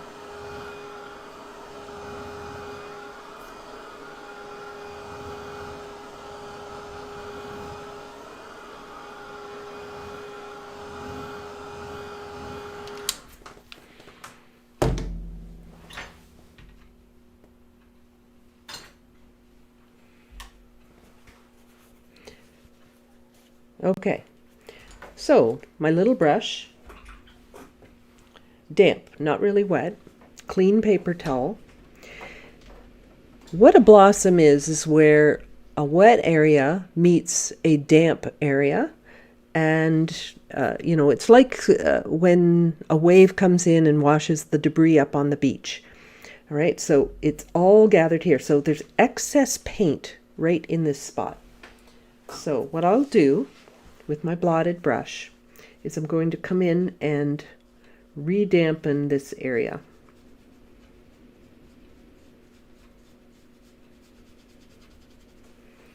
I have to get a little wetter to get in the inside part here. If I get a hard edge, I need to try to work it in as best I can. So where the excess paint is, I'm redistributing it. You see, I'm pushing it into other areas around it. But my brush is really not really wet, so I don't create a new blossom, but I can get rid of the blossom. Nobody will ever know it was even there. The time to do this is while the paint is still wet. I should say while the paint is still fresh, pardon me. I did let it dry, but especially where there's, this buildup of paint, that's what I'm redistributing. I'm not trying to scrub. I'm not trying to go back to the white of the paper or anything like that, but I can just take a damp brush and redistribute that excess color. All right, now I've got this kind of a patchy area. Okay, where do I end? I'll just go around the edges of it with my paper towel, and I think that's blended in so you can't really see it. Same over here. I had a little spot there. Now I don't want to get too fussy. I don't want to go too crazy with that, all that kind of fixing idea. But I do want to soften a little bit in a couple of places. So if you get a hard edge, like here, this is a pretty harsh edge. So I'm just, with the tip of my brush, I'm just going along the edge and just picking up the excess paint on the edge and just lifting off that hard, where the paint kind of builds up and then it can't go any further sort of thing. So I just lifted that off. To get that bokeh effect, I usually use a synthetic brush for making the bokeh effect, because that will, the bristles are just a little bit stiffer. So nice synthetic brush here, just damp. It's easier to do this while it is so fresh, right? The paint is still fresh on here. Probably need more dark on this side, don't I? Okay, well, I'll show you the bokeh over here, but I'm gonna dampen this, and I will put more on this. I think it'll make the deer stand out a lot better. And I do need to fill in these little gaps. If you fill in the gaps, okay, filling in the gaps, it should resemble what's on the outer side of this, because it's a continuation of that particular background. So I want it to resemble what's around it.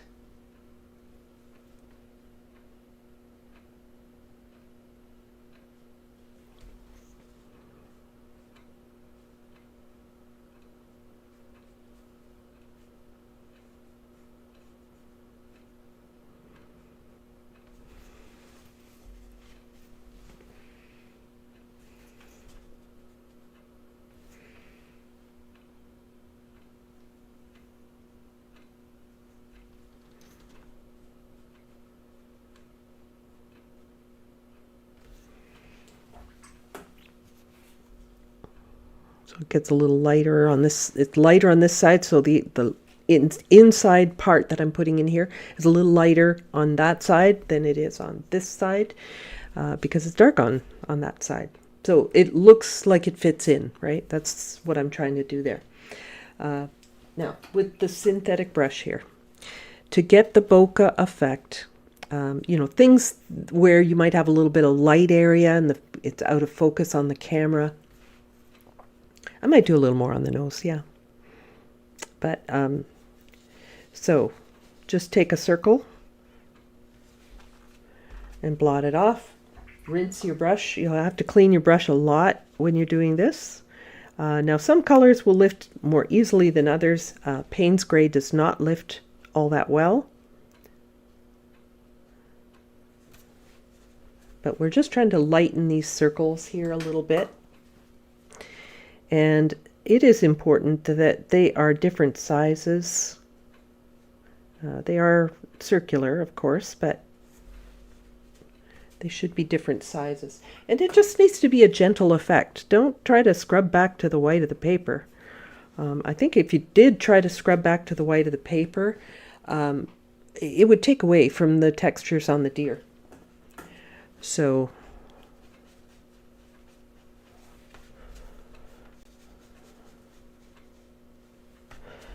these can also overlap.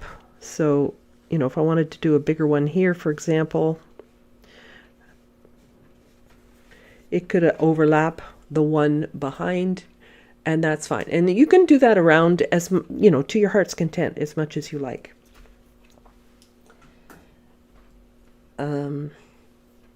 I probably would come in and darken the ear. I want the ear to be more, have more contrast to the background. So I'd come in and darken some of these areas. This sort of thing.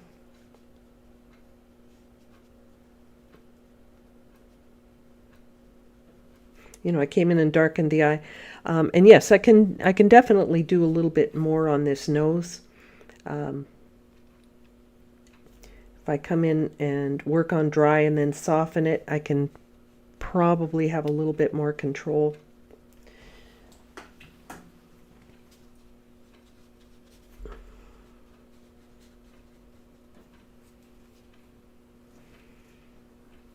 And of course, there's going to be bits of snow on the nose, which will make it feel a little bit more complete. But it does look too light, doesn't it? I'm going to darken this a little bit more. Darken it and dull down that blue somewhat. I think it's just a little too strong.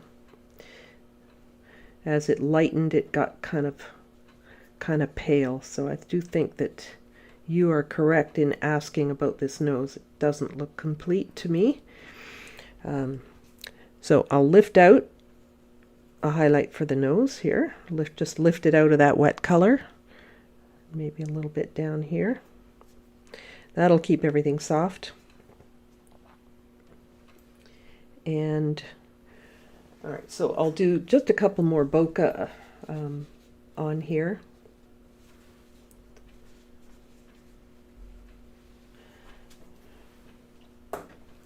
Remember, it's not a donut. You need to get the center of these little circles as well. No donut holes.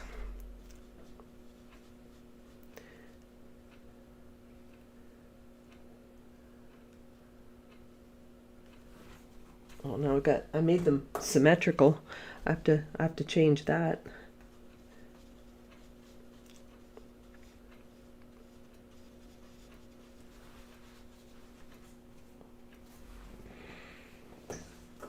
And, you know, sometimes the bokeh will be like half hidden behind an antler or an ear or something like that.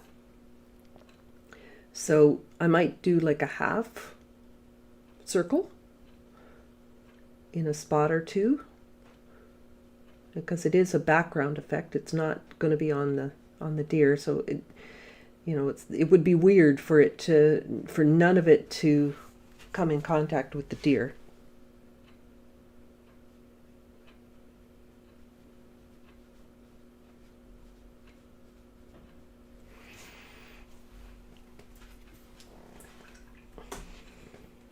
All right, so you can work your way around and get a nice sort of out of focus background going on there. And I would, at this point, or maybe I would wait a bit, let me dry it so that I don't I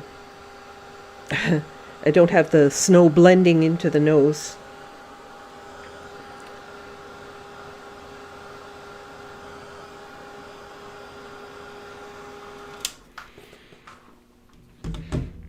And I would just take a little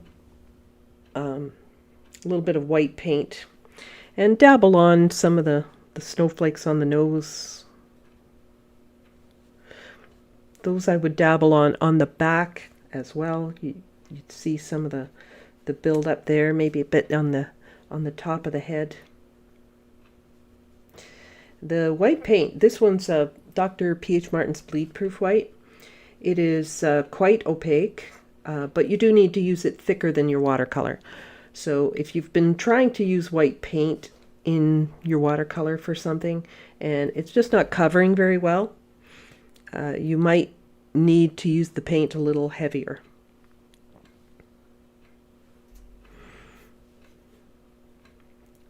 So there's like bits of snow on the deer's back.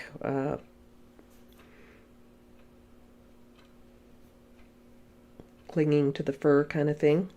And remember, they will cluster, and then you'll have a few little odd snowflakes. So, I mean, don't make it like polka dotty. Take a look at your picture. You'll see what I mean. It's a little bit more scattered and random, the way it lands on the fur. Okay, and of course, you know, to make it look like it's actually snowing, I would take a fan brush and where's my fan brush?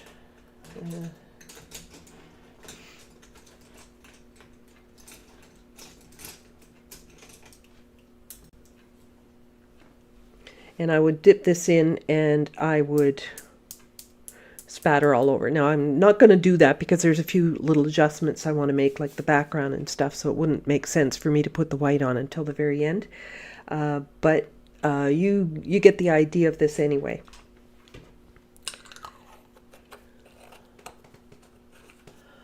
So I think we are going to wrap this one up, just because that'll take me a little bit of time to get some of the background on here, but I should probably talk about it just in case. All right, so I'm going to wet this area. This is where I want to add something else, like a little more color in this spot. So it's pretty wet right here. Now I'm going to come up into here, and so I don't get a hard line, I'm blotting my brush and smudging that in so that it's going from really wet down here to dry and transitioning. And that way you won't get that weird sort of line from the water. So now I can come in and put more paint in here, and you can see it's going to soften quite nicely for me. And I won't have the problems of a weird line at the top. But if it happens anyway, just blot your brush and smudge that in.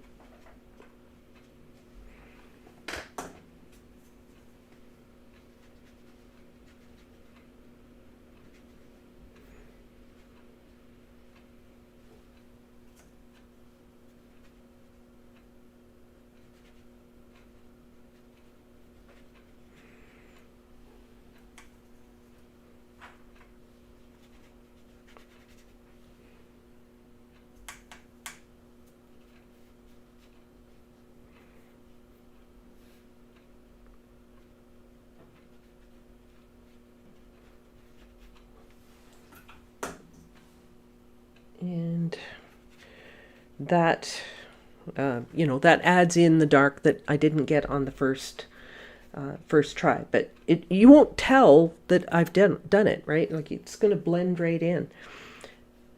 That's always the scary part, right? It's like, I don't want to ruin it.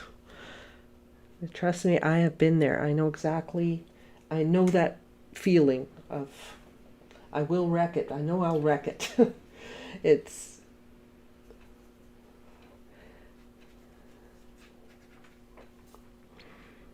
all right, so we don't even know what that is in the background. I mean, I'm guessing it's trees, but who knows? All right, but that feels a little more balanced now, so I'm good. I'm good with that, I think. And just put one more little bit in here just to darken it just once more. And yeah, when that's dry, then I can continue with my bokeh, and then I can put my spatter my snow on there. I might build a little bit more in here, whatever you feel like you need on yours. Build this up completely the way you want it before you put the snow on. The snow is always the very last thing. All right, so let's get up to the line here because I didn't get that wet very well. There. All right, it's good. Best if I don't touch it anymore. And I'm going to come back. And let me just get the whole thing on there. There we go. And so that is our white-tailed deer. Hope you enjoyed that one. And I love the bokeh effect as well. Let me just quickly see if I've missed any really important questions. The last one I see is about the nose, which I think I got. Um,